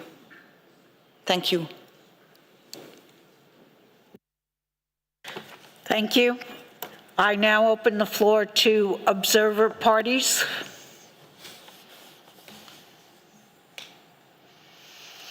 I have Benin. Okay, merci. Thank you, Madam Chair. We would, following the report of the Secretariat, congratulate Cameroon on all the efforts made for trade on species listed in CITES, and so we support that their progress made in Cameroon means that there are no issues remaining on compliance with the convention, and so we are not in agreement with the changes that are suggested by Belgium. We do not think it is timely to weaken the efforts that have been made, and we should make decisions that will encourage states to continue progressing on these issues, and we do not support the amendment made by Belgium. Thank you.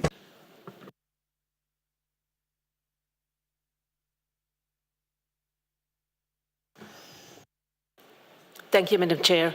We also would like to congratulate Cameroon for their efforts, and we also would like to support the amendment made by the EU. Thank you.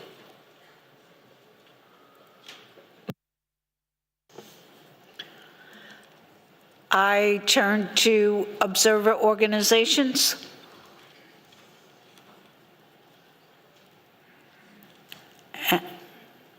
I have the USA. Thank you, Madam Chair. We agree with the recommendations as amended by the EU.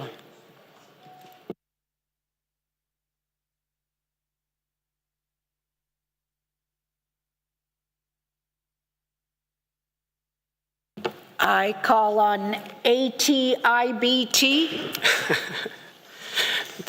Merci beaucoup, Madame la Présidente. Thank you very much, Madam Chair. The ATIBT would like to recognize the efforts made by Cameroon and support Benin's position. Thank you. Thank you. I will take a minute here to consult with the Secretariat.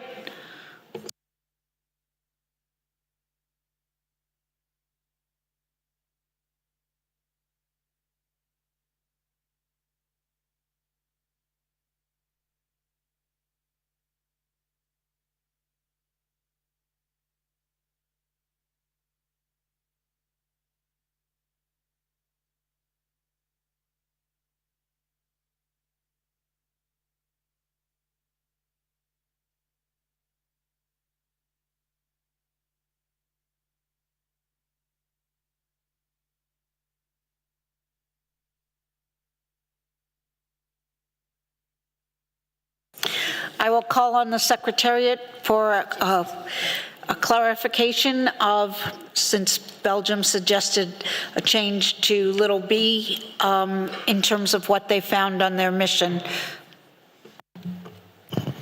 Thank you, Chair. Just to come back on this matter. A little bit like for the case concerning Vietnam, the recommendation B from the Secretariat that there is no longer any compliance question concerning Cameroon is based on the fact that the Secretariat has not received any evidence or found any evidence during the mission of any ongoing violation of the Convention or compliance matters to be addressed under Article 13. So the Secretariat would suggest that recommendation B could remain as it is, and recommendation D proposed by the European Union could read that Cameroon should report to the Secretariat on progress made in the implementation of these recommendations 90 days before the 81st meeting of the Standing Committee in order for the Secretariat to consider it in its report to the Standing Committee, full stop, so that the item is not included under Article 13, since there is no question of the application of Article 13 at the moment in Cameroon. Thank you.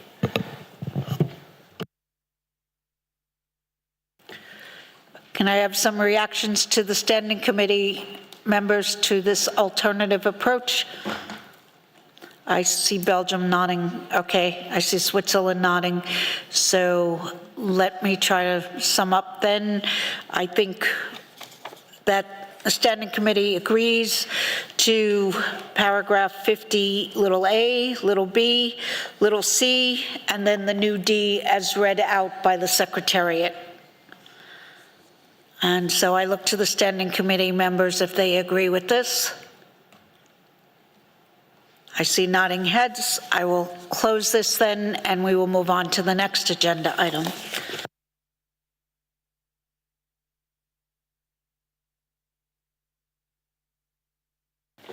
Next agenda item is annotation #15, decision 18.322, Rev Cop 19, and I call on the Secretariat to introduce the document. Thank you, Chair.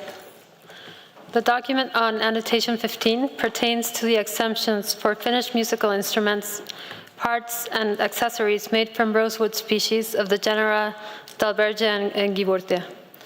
In response to Decision 18.321, Rev Cop 19, the Secretariat conducted a study assessing the impact of these exemptions on the international trade and conservation, incorporating feedback from the Plants Committee and parties.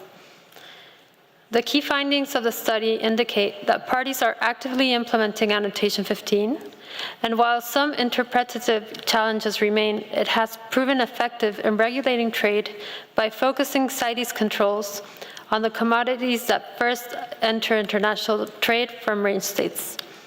With regards to the impacts in conservation, the exemptions under annotation 15 seem to have a low conservation impact, noting, however, that gaps in the traceability of raw materials persist. The Standing Committee is therefore invited to provide feedback to the report, request the Secretariat to revise and prepare a final version to be submitted for consideration at COP20, and agree that decisions 18.321 Rev Cop 19 and 18.322 Rev Cop 19 have been implemented and can be proposed for deletion. Thank you, Chair. Thank you. I open the floor to the Standing Committee for discussion of the recommendations in paragraph 15, A, B, and C.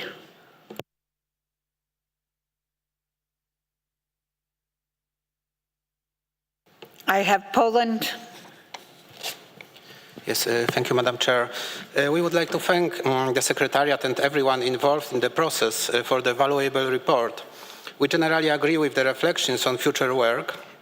We would like to underline that inconsistent reporting and the need for improving data collection is a general issue that is not limited to annotation 15. So any action in this regard should also not be limited to this issue. As for recommendation B and C, we agree with them. Thank you, Madam Chair. I have the USA. Thank you, Chair. The North America region thanks the Secretariat for its work in preparing this document.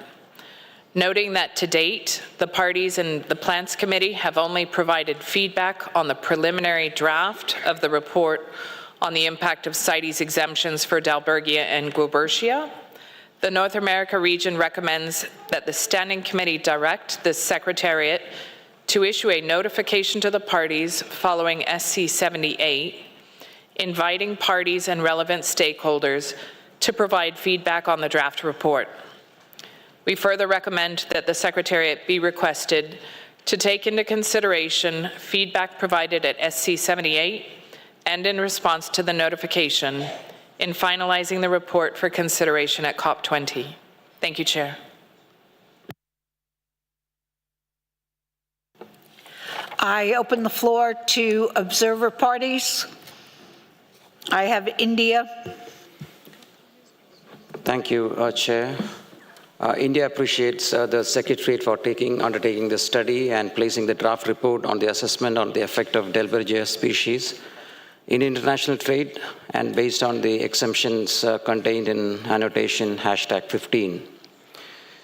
In this background, India submits that among the 2 predominant Delbergia species prevalent in India, the study has focused only on the Delbergia latifolia. However, the Delbergia sisu, which is another species, which has a wide geographical distribution range in the Indian subcontinent and found abundantly both in the wild and in agroforestry systems, and for which the conservation status is of least concern, has been left out of the study. India wishes to bring the attention to the decision 18.321 Rev Corp 19 in para B, which is suggested that the study to bring out scientific or technical issues to the attention of the committee and to seek its advice.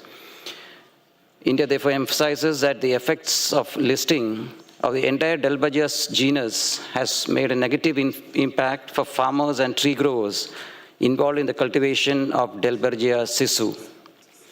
Hence, India requests that the report may also bring out the scientific and technical issues on various other Delbergia species, including Delbergia sisu, and its ramifications on international trade.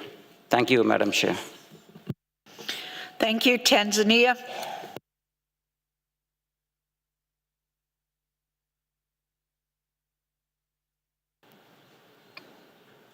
Thank you, Madam Chair. The United Republic of Tanzania thanks the Secretariat for undertaking this study. We support the recommendations made by the Secretariat on para 15. However, we recommend that the Secretariat should continue building capacity to range states by providing technical and financial support for monitoring with focus on wood identification technologies, in particular for look-alike species and its traceability. Thank you, Chair. Thank you. I call on observer organizations. I have the League of American Orchestras. Thank you, Chair. I'm pleased to very briefly comment on behalf of multiple music instrument stakeholders attending SC 78. We support the preparation of Doc 77 and the study of annotation 15, and we wish to register that support should there be additional feedback between now and the COP. The revisions to annotation 15 adopted at the 18th Conference of the Parties have substantially supported non-commercial and commercial cross-border movement of finished musical instruments, while relieving CITES management authorities of unnecessary and duplicative permit burdens. As the Secretariat and the parties take further action to implement the decisions on annotation 15 and the related study, we stand ready to partner to achieve outcomes that conserve the species while facilitating ongoing trade and cultural activity involving musical instruments. Thank you. Thank you. I have IWMC, and then I'll conclude the discussion. Merci, Madame la Présidente. Thank you, Madam Chair. We welcome the submission of this document by the Secretariat, and we are delighted with the results of this survey. We wonder whether we shouldn't have a similar annotation for other species that are also used by the musical instruments industry. Thank you, Madam Chair. Thank you, and I'll pause for a few minutes.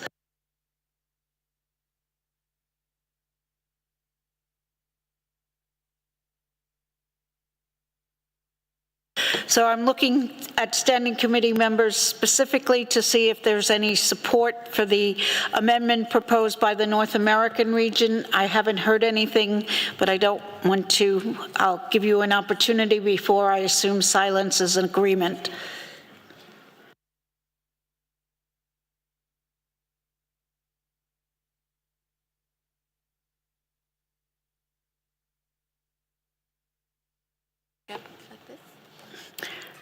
All right, not seeing any requests. The Standing Committee agrees to the recommendations in paragraph 15 as amended by the North American region. Looking for nodding heads, seeing them, and smiles. Thank you.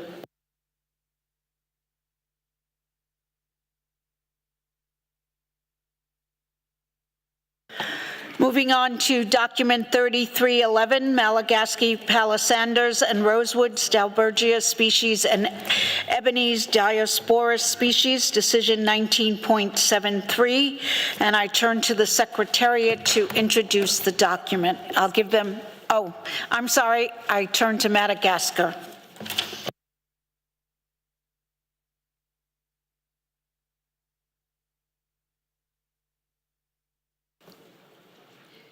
Merci, Madame. Thank you, Madam Chair, for giving me the floor.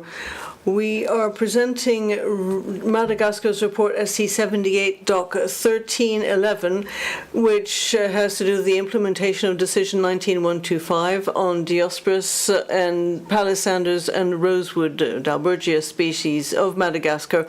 And we would like to give you some information that is not in the written document that we submitted. Madagascar is very careful with respect to wildlife trafficking and has a zero-tolerance policy towards any infractions and anyone involved in precious wood trafficking. Any harvesting and exploitation of this is suspended to date.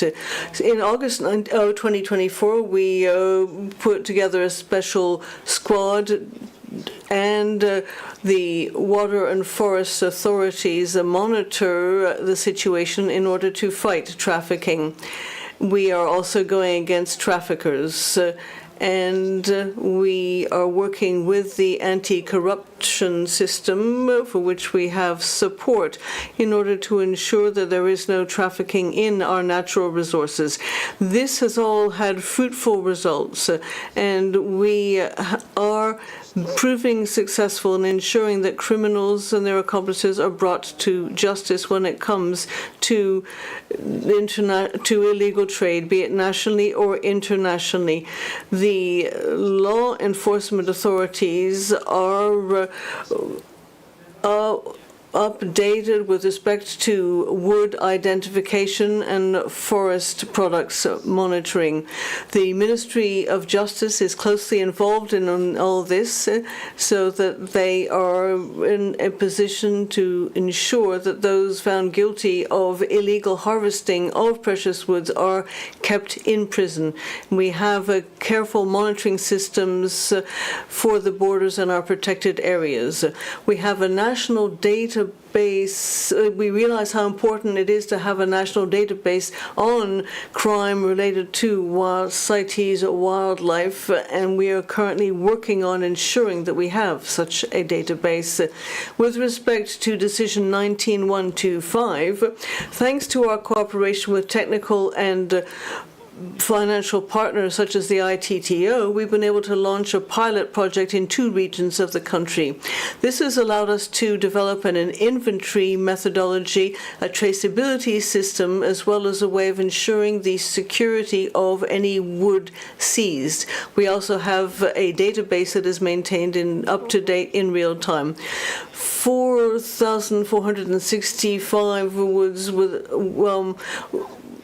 types of wood, adding up to 231 cubic meters, have been inventoried, labeled, and made secure in the 2 pilot regions that were determined in 2024. And we've reported on this to the Intersessional Consultative Group on palisanders and rosewood, as well as ebony. We now have a national cost estimate for these pilot projects to be scaled up.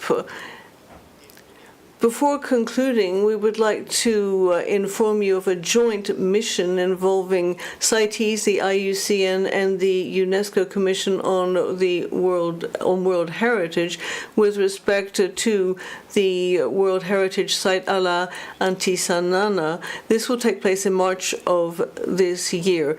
This in order to ensure that we protect wood that is listed as heritage that is under threat, particularly precious woods. In other words, Madam Chair, ladies and gentlemen, Madagascar is very mindful of the situation, and we remain committed to honoring our commitments under CITES. Thank you. Thank you. I open up the floor to standing committee members for any discussion.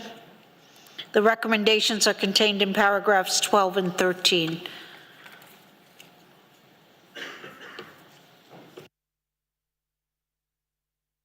Not seeing any requests, I open up to observer parties. Observer organizations. I have the USA.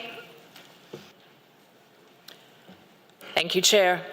On behalf of the United States, we applaud Madagascar for its continued efforts to address the management and disposal of its timber stockpiles, as well as other issues related to the sustainable use of native timber species and combating illegal logging and associated trade.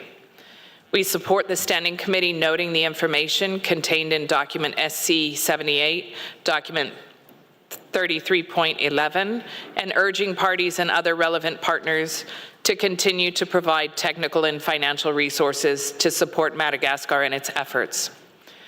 We continue to be concerned with Madagascar's apparent lack of progress in securing additional timber stockpiles beyond those currently officially held by the government, and we would seek additional information on their efforts in this regard.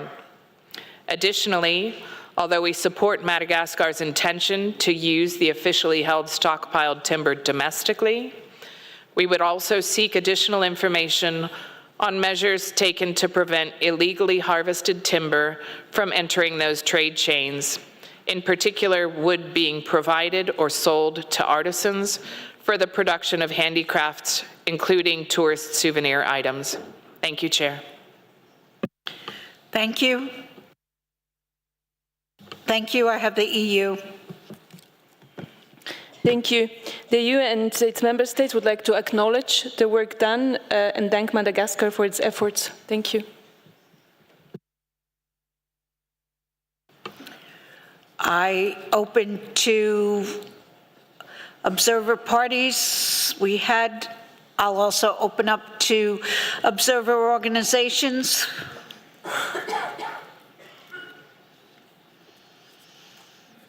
Not seeing any, I think we can conclude that the Standing Committee takes note of this document and thanks Madagascar for the progress mentioned, and we accept the recommendation in paragraph 13. So we're agreeing to recommendations 12 and 13 in this document. I see the Standing Committee agreeing. Yes. Okay, thank you.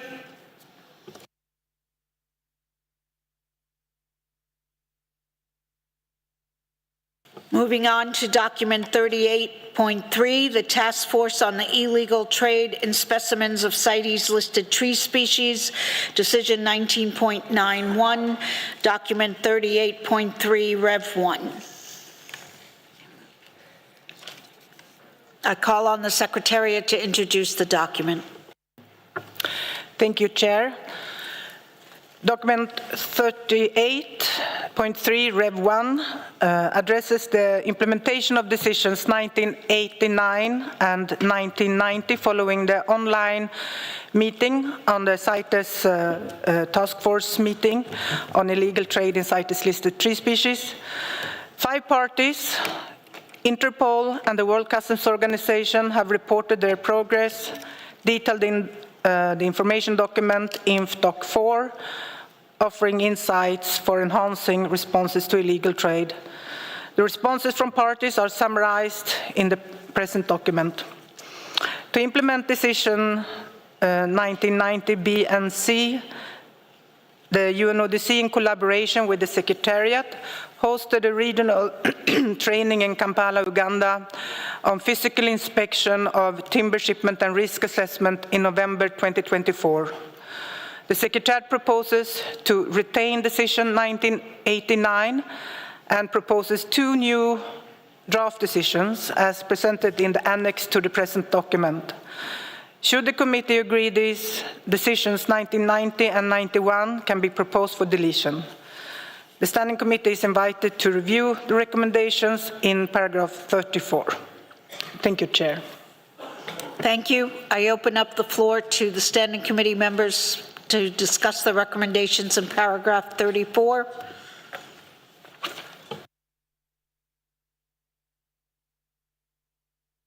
Not seeing any requests, I turn to observer parties.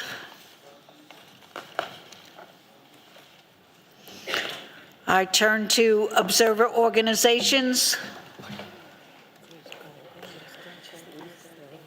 Okay, not hearing any discussion on this item, I will propose the Standing Committee agrees to the recommendations in paragraph 34, A, B, C, and D, and look to the Standing Committee for nodding heads or thumbs up. I see those, and so we can conclude this one. Thank you.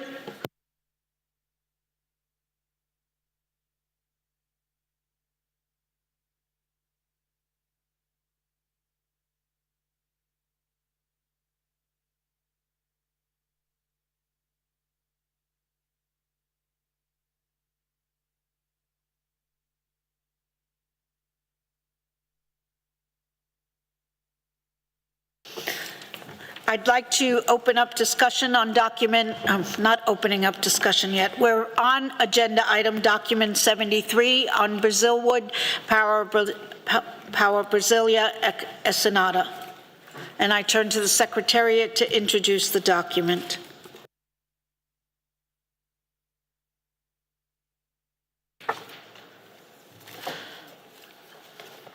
Thank you, Chair. The document on Brazilwood, Power Brasilia Ensenada, addresses the implementation of decisions 19.249 to 19.253, which focus on enhancing traceability, enforcement, and sustainable trade of this species. In response to decision 19.249, the Secretariat conducted a study leading to the draft report, which you can find in the annexes, which is entitled Power Brasilia Ensenada BOW's Fine-Tuning Traceability Solutions. The report builds on parties' responses to a notification, consultations with the Plans Committee, and stakeholders and experts of the supply chain of Brazilwood bows. It explores options towards the establishment of a traceability system for the species, for Power Brasilia Ensenada bows, also cross-cutting matters including on enforcement, stockpile management, and capacity building, and it closes with reflections towards an improved implementation of Appendix 2 for the species. The Standing Committee is invited to provide feedback on the report and consider submitting decisions to COP20 to build on the progress achieved, and also agree that decisions 19.249 to 19.253 have been implemented and can be proposed for deletion. Thank you. I'd like to open up discussion of this document. 73, paragraph 10 are the recommendations, and I look to the Standing Committee, and I have Poland. Yes, thank you. We would like to thank the Secretariat for the report, but would like to clarify how the information was verified, in particular in the point regarding production and consumption of Pernambuco wood on page 40, including the reported conversion rate, quantity and quality of wood for bow making, and quantity of bows produced. We would like to underline the importance of Decision 20BB on assessing information of plantation-grown Pau Brasilia hinata, recognizing that the establishment of commercial plantations could be one of the key components in ensuring sustainable use and trade of Brazilwood.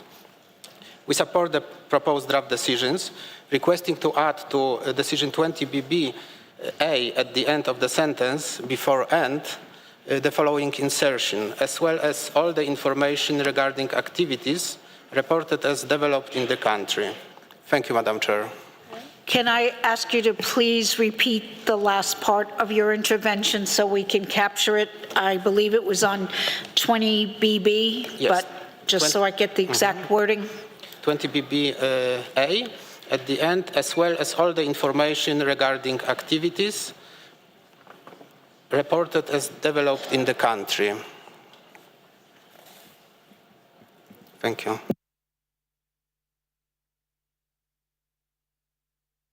We have it. I'll call on Brazil. Thank you very much, Madam Chair. And thank you very much for the comments from Poland. We have a slight different view, and it's based on technical ground.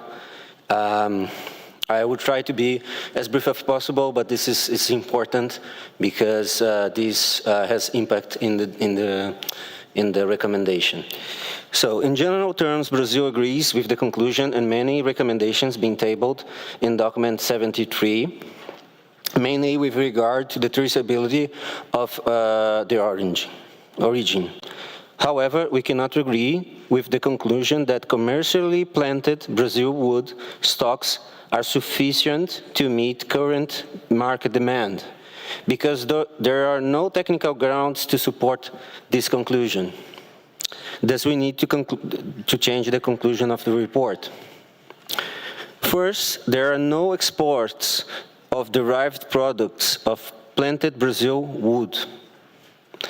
There are no federal official records of authorized planted trees within our control systems, within our federal control systems.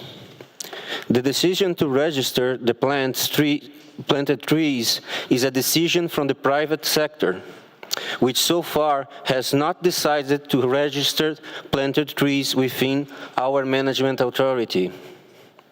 We, of course, encourage the industry to make federal registration, which is one of the many requirements for exports. Our position is that there is no successful, official, and sustainable planted wood tree that would allow for extraction of violin balls. Thus, commercially planted trees from registered source has no impact on the supply of violin balls. Secondly, regarding stocks, we had some enforcement operation detecting wood laundering, and we also have some police investigation on some companies that hold stocks of violin balls and other derivatives from Brazilian woods. This happens due to the acquisition of virtual credits in our system, or in our control system, to cover up sticks of legal origin, replacing stocks that do not meet required quality with higher quality product sources from conservation areas. Thus, Brazil will request the deletion of recommendation 20BB, both of them, little a and little b, since we do not need to wait for the COP20 to assess information we are providing now. We will be glad to share information, and we will be ready to maintain dialogue with parties and different sectors to exchange information and look through different approaches to ensure the conservation of the species. Brazil will also take this opportunity to encourage the industry to research new and more sustainable materials that may produce the same effect in the music instruments. We also believe that it's time for ball makers to prove that the production is indeed sustainable. Thank you very much.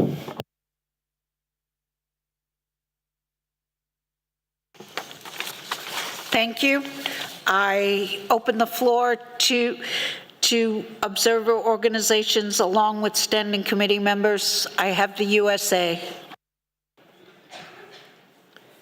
Thank you, Chair.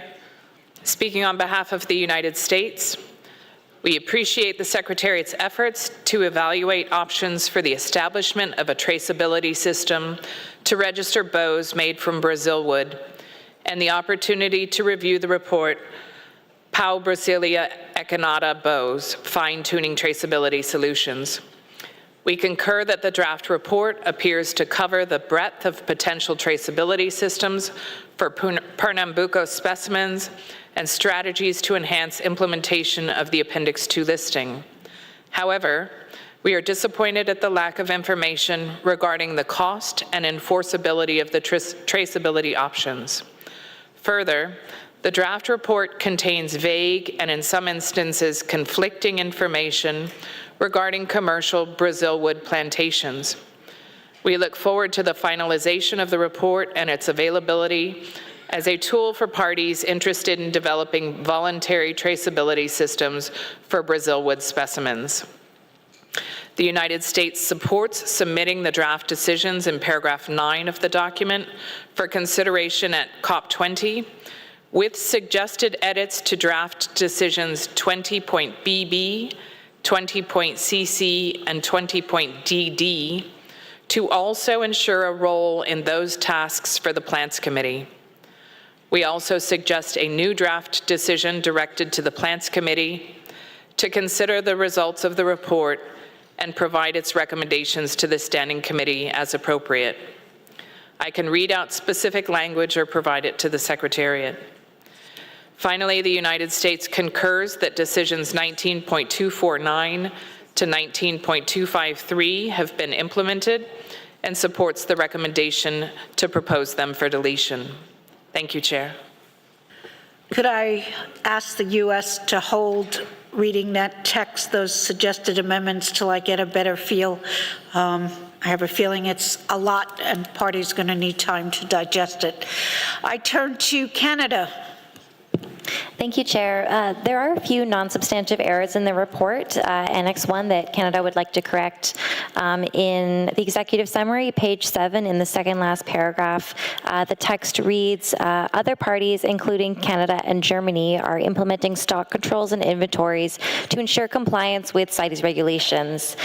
This misrepresents the comments Canada provided related to this report, where we spoke about the benefits of traceability systems, but did not indicate that we have a system to control inventory of this wood. Therefore, we request page 7 of the report be modified to other parties, including Canada and Germany, emphasize the benefit of implementing standardized traceability systems. And please note that we spoke with Germany, who agreed that this change would better summarize the report. We also note that we would also note that the report on page 26, paragraph 3 has a typo in the word CITES, which reads LITES. And we would also like to state for the record that in the document SC 73, paragraph 7B, the reference to Canada should be removed. Thank you. Thank you, Canada. I turn to Poland. Yes, thank you. Just referring to the interventions we heard, hearing Brazil concerns about this issue, we'd like to suggest the following wording about provision information to the Secretariat, because we believe that the CITES community needs some confirmation of the information. So we suggest the following wording to decision 20BB.B. The whole sentence would read, provide information to the Secretariat on plantation grown Pau Brasilia Echinata in Brazil and whether it can meet current and future market demand, and the rest stays unchanged. Also, we can support the suggestions by the US and Canada. Thank you.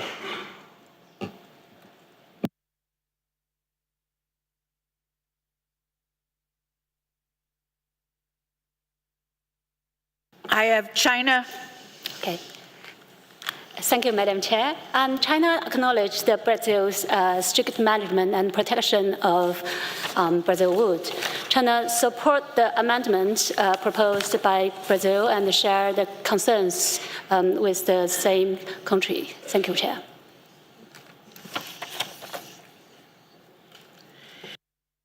Thank you, and I'll now open the floor to observer organizations, and I have the International Society of Violin and Bow Makers. I'm speaking on behalf of multiple music instrument stakeholders attending SC 78, whose names we've submitted to the Secretariat for the summary record. We applaud the Secretariat's preparation of Doc 73 and its accompanying report, which contains valuable information and recommendations. In INF Doc 26, we offer for consideration between now and COP20 comments and recommendations and a report on actions our sector has taken to implement COP19 Decision 19.252. We look forward to working with parties, the Secretariat, and other stakeholders to advance wood stockpile registration and a uniform voluntary traceability system. While there's work ahead with Brazil to register plantations in the federal system, there's little room for disagreement that plantations do exist. We believe assessing plantations would have great value in terms of alleviating pressure on wild populations of Pau Brasilia echinata and providing sustainable resources needed for bowmakers so that the art and culture of stringed instrument music may continue. We look forward to working with Brazil on this important issue. To ensure the future of sustainable trade, therefore, we think it's essential to acknowledge the existence of commercial plantations of Pau Brasilia echinata in different states of Brazil. Our sector has worked for more than 25 years to conserve Pau Brasilia echinata.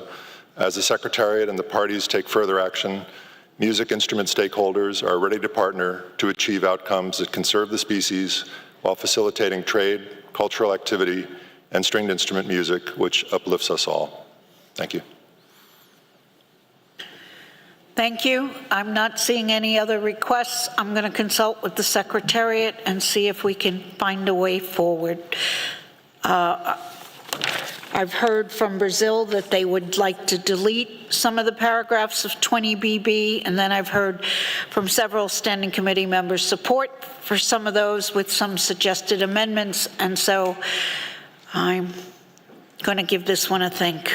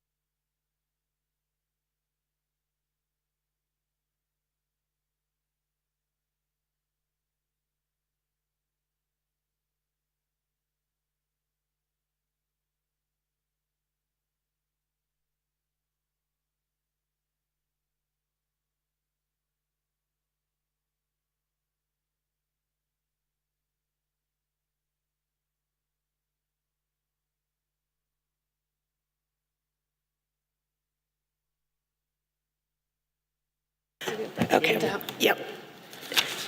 All right, this is what the chair has sort of heard and would like to summarize. I think basically we can modify recommendation 10A to read, the Standing Committee agrees to note the feedback to the draft report contained in Annexes 1 and 2 to the present document, and for the Secretariat to revise its report and submit it to COP20. So we've had a lot of feedback here, so I think that would sum that up. And then I've heard support to agree that decisions 19.249 to 19.253 have been implemented and can be proposed for deletion. That leaves 10B, and I've got conflicting views there. I've got the U.S., which I haven't asked, they have amendments, and Poland had some amendments, and Brazil basically not accepting B at all. And so I would like to strike a very small, at chair's invitation only, drafting group that would consist of Brazil, the United States, and Poland to work on recommendation 10B. Is that a way forward? And they would come back to us on 10B. So we would agree to A, as I read out, and we would agree to C, deleting the decisions.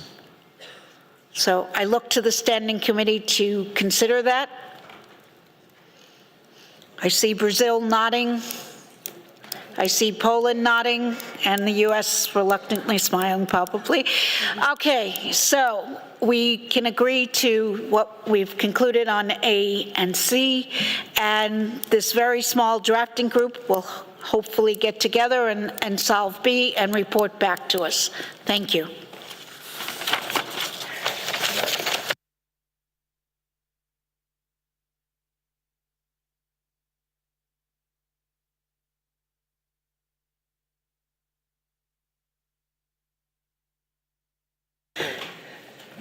All right, then I'd like to move on to document 80, which is an information system for trade in specimens of CITES listed tree species, decision 18.317, Rev Cop 19, and I turn to the Secretariat to introduce that document. Merci, Madame la Présidente. Thank you, Madam Chair. This document presents progress made on the issue of an information system for trade in specimens of CITES-listed tree species. Since the SC 77 and the Plants Committee meeting, the report takes note of the Secretary's report on the decision 19.265 and propose the continuation of decision 18.317 and 19.265 to COP20. Thank you. Thank you. And so I will open up to discussion to the Standing Committee. The recommendations are in paragraph 16A and B, and I look to the Standing Committee for any discussion.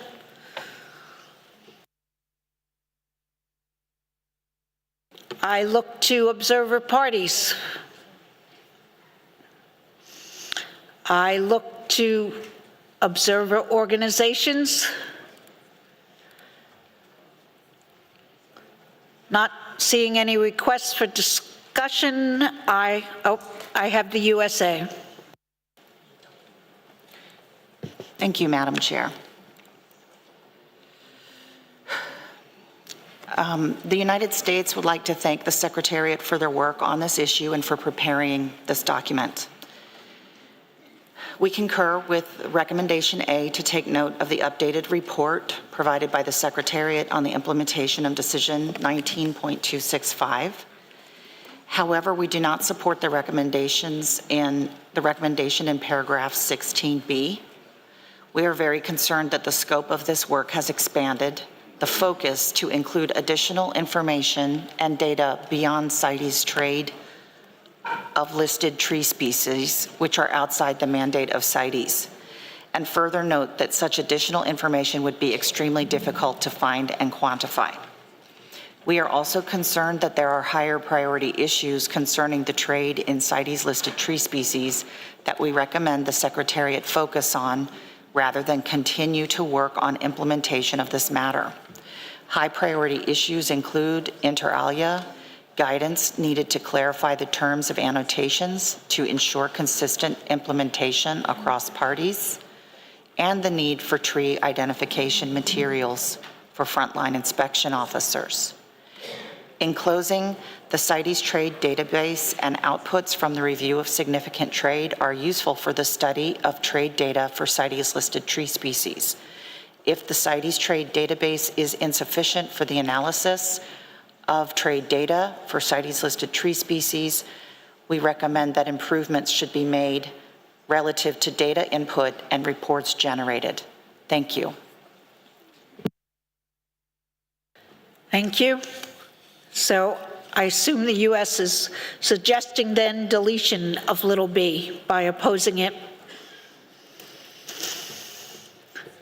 So I look for reactions from the Standing Committee to that suggestion, because basically I've had silence, which I took to be acceptance of A and B. So I am now looking for, I think we can, all right, I will open, well, I opened it up to everyone and had no requests. So I go back to the Standing Committee. I think the Standing Committee can agree to 10A, take note of the updated report provided by the Secretariat on the implementation of Decision 19.265.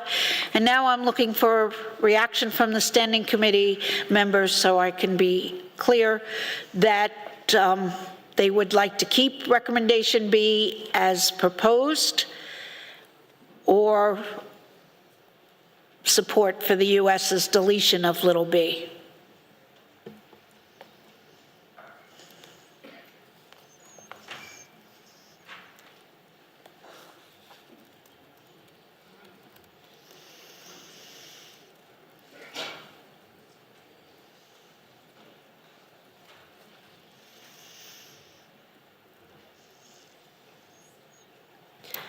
And this is one of those situations where if I don't hear anything, I take, well, I don't know if I take acceptance of the U.S. I have Belgium. Thank you, Madam Chair. We can accept USA's view on this. Thank you. That's helpful. I have Canada.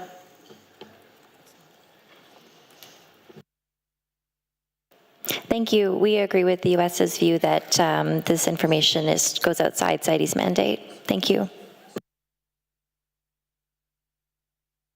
Thank you.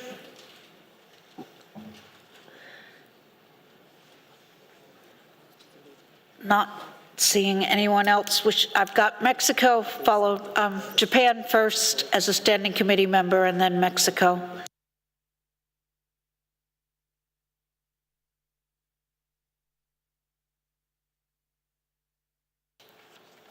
We support the U.S. position. Thank you.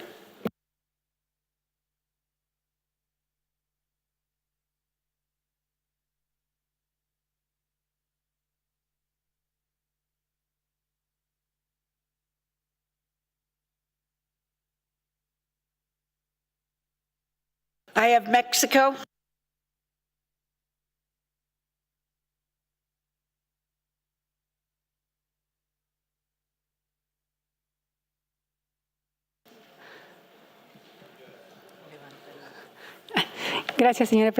Thank you, Madam Chair. We would like to join with the comment from the United States. We are also concerned by some of these points with regard to the usefulness of this information and the utility, and maybe might be better if we focus on other issues. Thank you.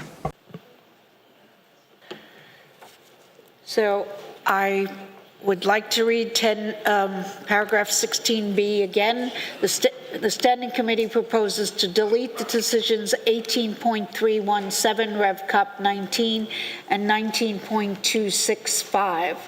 So that's what I should read. And what I'm hearing is that, so I'm a bit, so I'm looking, yeah. So basically, is that what I'm getting the sense of from the Standing Committee? I see nodding heads, and so we will delete those decisions. Thank you.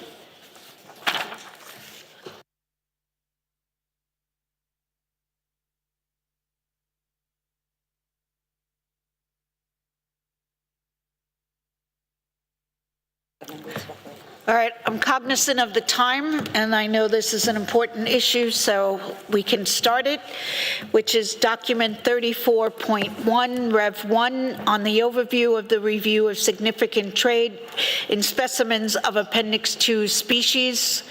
And I turn to the Secretariat to introduce this document. Thank you, Chair. The document provides an update on cases under review in the review significant trade process since SC 77. A revised version was produced on the 23rd of January of this year to correct 2 errors concerning Uromastix gayrei from Mali and Trioceros montium from Cameroon. The annex contains a table with details of the 90 cases currently under review, covering 66 fauna cases and 24 flora cases. It includes updates from PC 27 and AC 33, which were held in July of 2024. The document also provides updates on the implementation of the decisions on RST on the Trade Tracking and Management Database, highlighting updates on the online courses in the CITES Virtual College. The Standing Committee is invited to consider the recommendations in paragraph 26. Thank you, Chair. Thank you. I open the floor to the Standing Committee members. Again, we're on 34.1, Rev 1.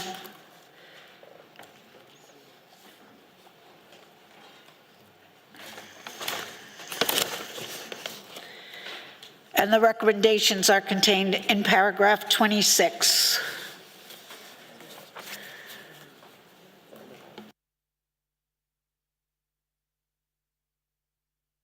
Okay, I call on observer parties. I have Senegal. Merci, Madame la Présidente. Thank you very much, Madam Chair. As you had suggested, we waited until this point, until we come to the matter related to 34.1, which is just the overview. I believe you're speaking to 34.2, the cases that are in the review of SIG trade. We will get to that one as soon as I can finish this one, 34.1. Sorry. So 34.1 is just the overview. I will open it to observer organizations.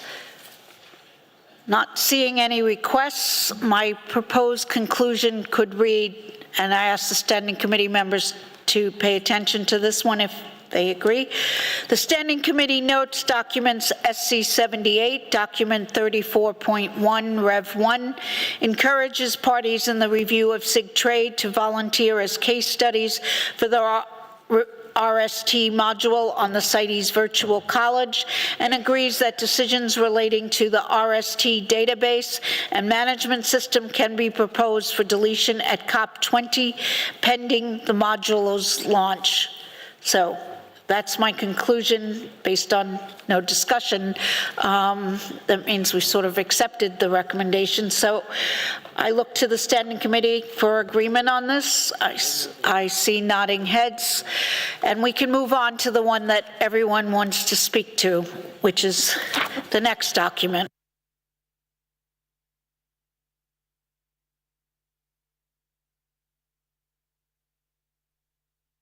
We will now turn to document 34.2, implementation of AC recommendations, and I ask the Secretariat to introduce this one. Again, this is, 34.2. Thank you, Chair. This document concerns the implementation of the recommendations of the Animals Committee under Resolution Conf 12.8 Rev Cop 18 on review of significant trade in specimens in Appendix 2 of Appendix 2 species. Section 1 of the document provides a progress update on the implementation of the Animals Committee recommendations for 5 fauna species country combinations that were either due for reporting at this meeting or for which the party concerned has provided an update since the Secretariat's last report to SC77. And tables summarising the status of these 5 species country combinations are presented in Annex 1. Section 2 of the document contains an update on the 14 species country combinations, and this concerns 7 species that were selected following COP19 by the Animals Committee and retained in the RST process at its most recent meeting. Tables summarising the status of these 14 species country combinations are presented in Annex 2.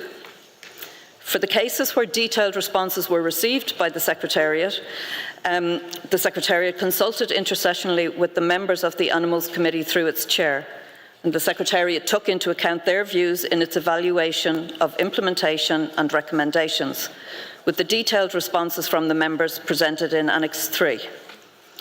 Annex 4 contains the responses from Algeria, Tunisia, Senegal and Togo. The response from Uzbekistan can be found in Annex 5E of Agenda Item 35.1, which was discussed earlier in this meeting. The Secretariat would like to make 3 corrections to this document. Firstly, concerning Python Regis from Benin, in the document, the Secretariat had determined that recommendations A and B had been implemented following the publication of quotas of 200 wild specimens and 32,000 wrench specimens. However, these figures are the same as the previous year and therefore did not represent an interim conservative quota as was recommended by the Animals Committee. So recommendations A and B have not been implemented.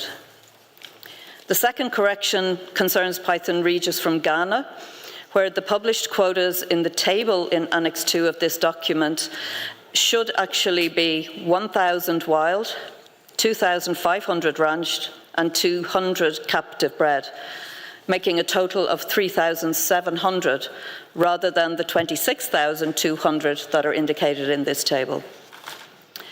Thirdly, concerning Sphyrna luini from Yemen, in subparagraph Q of paragraph 23, so in the recommendations and also in the corresponding table in Annex 2, it states in subparagraph Roman numeral 2, invite Yemen to provide an update on the implementation of recommendations B to G 90 days before the documentation deadline for SC 77.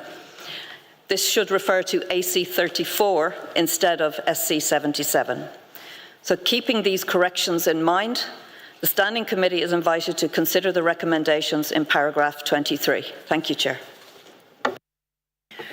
And the Chair would like to approach this by doing the species countries that are in Section 1 before we move on to Section 2, so that we can follow the thought. I would like to call on the range countries first before the Standing Committee members that are affected by Section 1. So this would be where Senegal can now press their button, and I have Benin asking to speak, but I believe you, Benin, you are speaking to Section 2, and I would like to do Section 1 first. And so I will take Section 1 and Annex 1 first. And so Benin, I believe you are in Section 2, and I have Senegal. Merci, Madame. Thank you, Madam Chair, and apologies for having anticipated. I said earlier that we feel a bit frustrated by this suspension because we were not made available of it, and it was published and we were put on suspension, and the protocols must be shared. So Senegal responded to the Secretariat, and the Secretariat expressed their availability to assistance, and we will certainly work to have this suspension lifted, because it is a black mark against us when we are in Category 1, and we are good pupils. Thank you. Thank you. I'm open to any other parties, Algeria, Tunisia, or Togo, wanting to speak to Section 1. Otherwise, I now open the floor to standing committee members as well. And Benin, I'm not on Section 2 yet. I apologize. I'm still trying to wrap up Section 1. Poland. Yes, thank you. We have comments concerning Varanus ornatus from Togo. We support the recommendations in the present document. We would like to congratulate Togo for the provision of a rapid NDF for Varanus ornatus based on the guidance from the NDF workshop in Kenya. Togo concluded that trade under a quota of 1,500 specimens would be non-detrimental. However, we note that Togo used a previous version of the NDF template, and that by using the updated version, more comprehensive information, such as from population monitoring, would be needed to establish harvest in its non-detrimental and to adopt certain management interventions. We therefore agree with the recommendations that Togo will adapt its NDF accordingly to be considered by the Animals Committee. We further note that Togo, at least in the past, used source code R for specimens raised from eggs of gravid females collected from the wild, which is not in line with the definition of code R. From a conservation perspective, it makes a difference if eggs or gravid females are collected, and we therefore highly recommend that Togo would make the practice used very clear in their NDF and consider the respective impact on the wild population when establishing quotas. Thank you.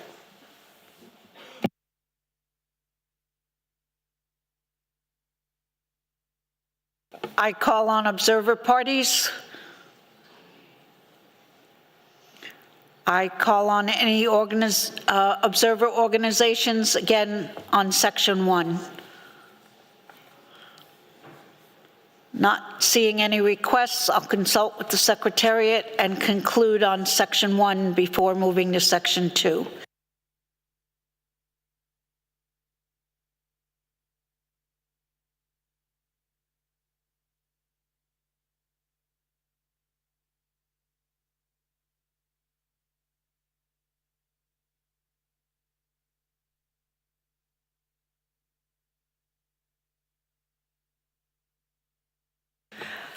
So the conclusion would be on Section 1 that the Standing Committee agrees to the recommendations contained in paragraph 23, subparagraphs A to E, and invites the Secretariat to raise the issue of R ranching with Togo in their consultation on this species. Is this agreeable to the Standing Committee? I'm seeing nodding heads, and so we can conclude Section 1, and I will try on Section 2 to see how far we get. I have a feeling we'll be dealing with this one in the morning. So again, in the interest of time, I would like to ask if there are any range states who wish to take the floor on the 14 cases in Section 2, and this is Benin, Ghana, Kenya, Mexico, Nicaragua, Sri Lanka, Uzbekistan, and Yemen. And Benin, I know, has been very patient with me, so I call on Benin first. Merci beaucoup. Thank you very much, Madam Chair. Benin would like to thank the Animals Committee and the Secretariat for the work that has been carried out, and we take note of the recommendations provided. We would also like to draw attention of the Standing Committee to the fact that this was discussed on a national level, and we have undertaken to set up a precautionary interim quotas where we have reduced to 10,000 for ranch specimens, and we've reduced those bred in captivity from 200 to 100, and we will send this information on the quotas to the Secretariat. Thank you.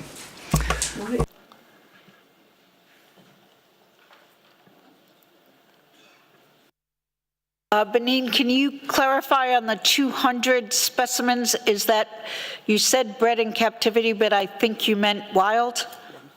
100 specimens wild. It was 10,000 specimens ranched, and how many wild?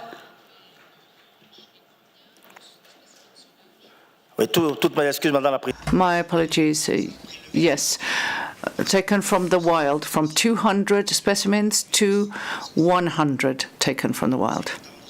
These quotas have been validated at a national level, and we've discussed this in part with the Animals Committee. Thank you. Thank you. I look to any other parties in Section 2 wishing to speak, or I will open it up to standing committee members as well.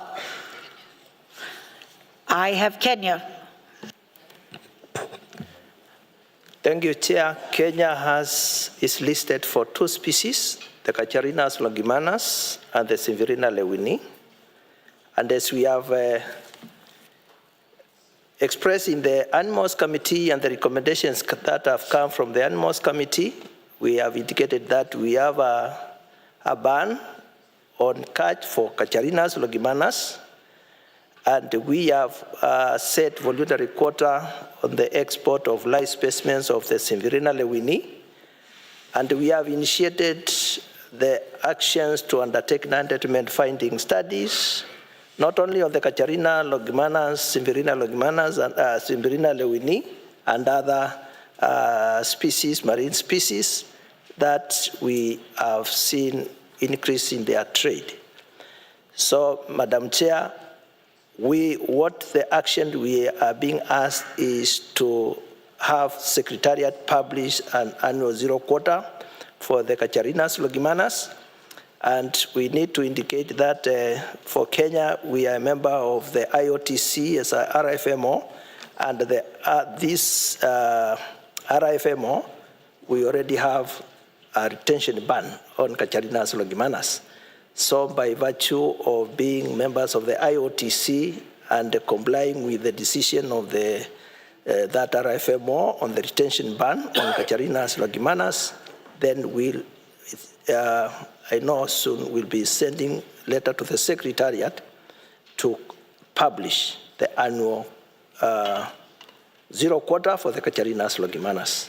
For the Severina, we had indicated that we are reducing our voluntary quota from we would set our annual quota to 50 live specimens, and we are discussing within the country, and there is a decision that will review it downwards. So we'll be formally communicating on the decision taken so that the Secretariat can publish the annual the quotas as determined. Thank you very much. Thank you, Kenya, for that update. Any other observer parties or standing committee members wishing to speak on Section 2? I have Poland. Yes, thank you.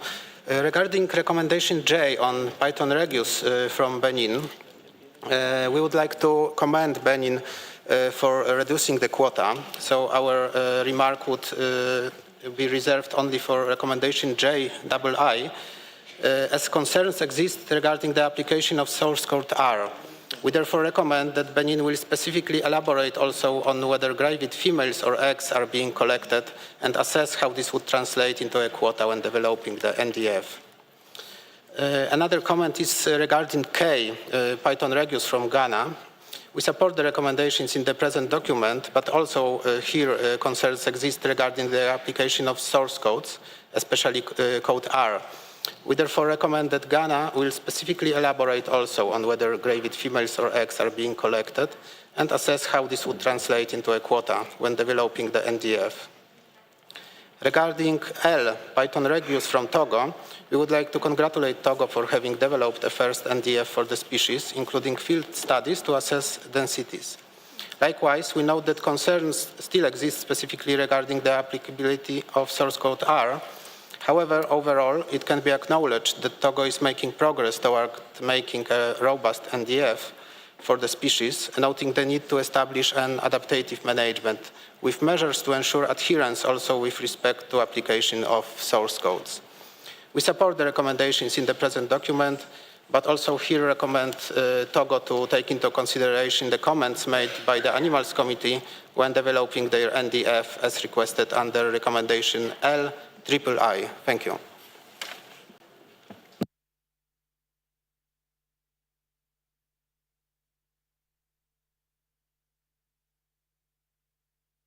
Thank you. I have the USA.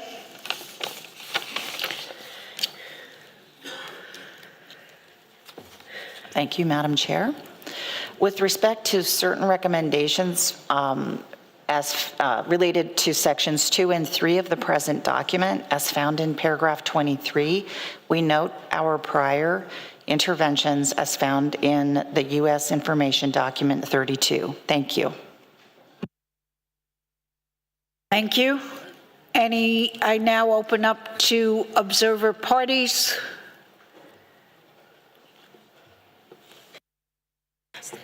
Can I ask the interpreters for 10 to 15 minutes, because I think we might be able to conclude this one? I would hope I can.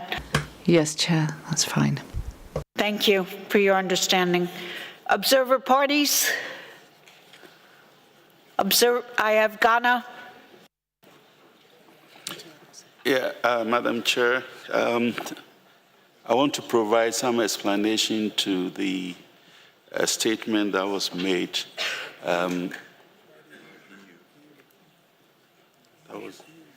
Made by EU.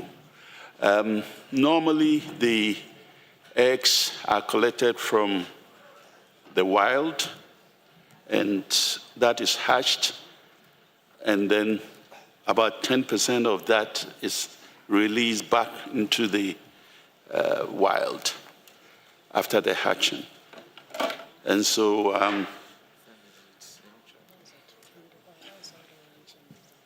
yeah, so that is what we do for the ranching. Thank you, Madam. Thank you for that clarification. And I have Benin.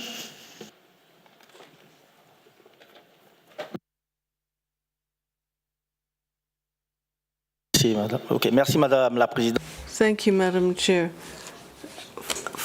Following on from Ghana, I would like to reassure the European Union the mention of Python regius species are dealt with all according to all appropriate methods. So the breeding facilities that are used are those to whom we give code R permits, and they are the people who have the right to harvest specimens, and that means we're able to control what is made available on the market. But we would like, and we can give you more information if you would like it, but all the quotas are entirely in keeping with the convention. Thank you.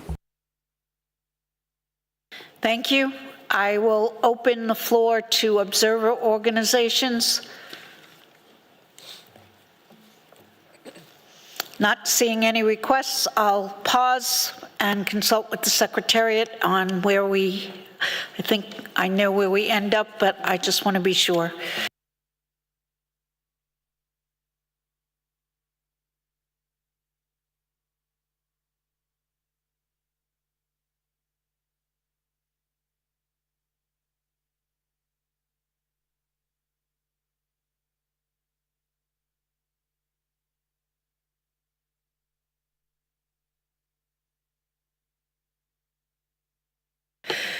So this is how I would conclude.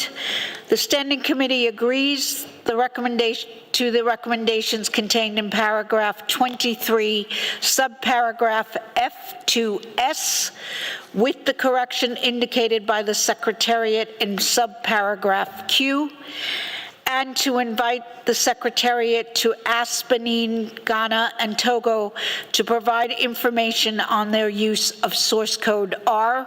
I know you had spoken to it here. It would be good to put it all in writing, and it will be part of the process with the Secretariat.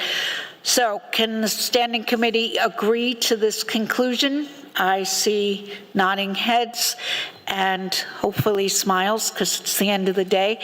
And so we conclude this item. Well, not exactly. There's something else that we had to do. No, that's it. That's it. We're finished. But we have housekeeping.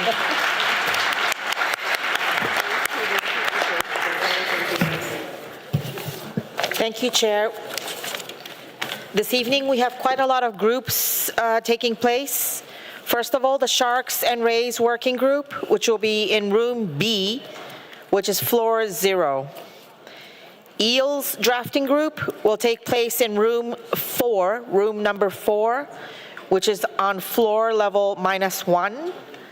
Drafting Group on Engagement of Indigenous Peoples and Local Communities will take place in room 11. IPLC's Drafting Group, room 11. And lastly, Drafting Group on Pau Brasilia will take place in room 10. The tiny, small drafting group on Pau Brasilia, room 10.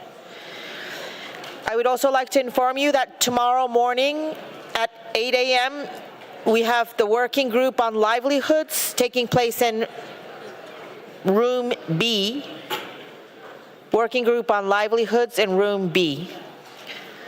I would also like to remind the chairs of these groups that they need to submit their comm docs to the Secretariat by tomorrow morning, by the end of tomorrow morning, for it to be considered during the plenary. Thank you.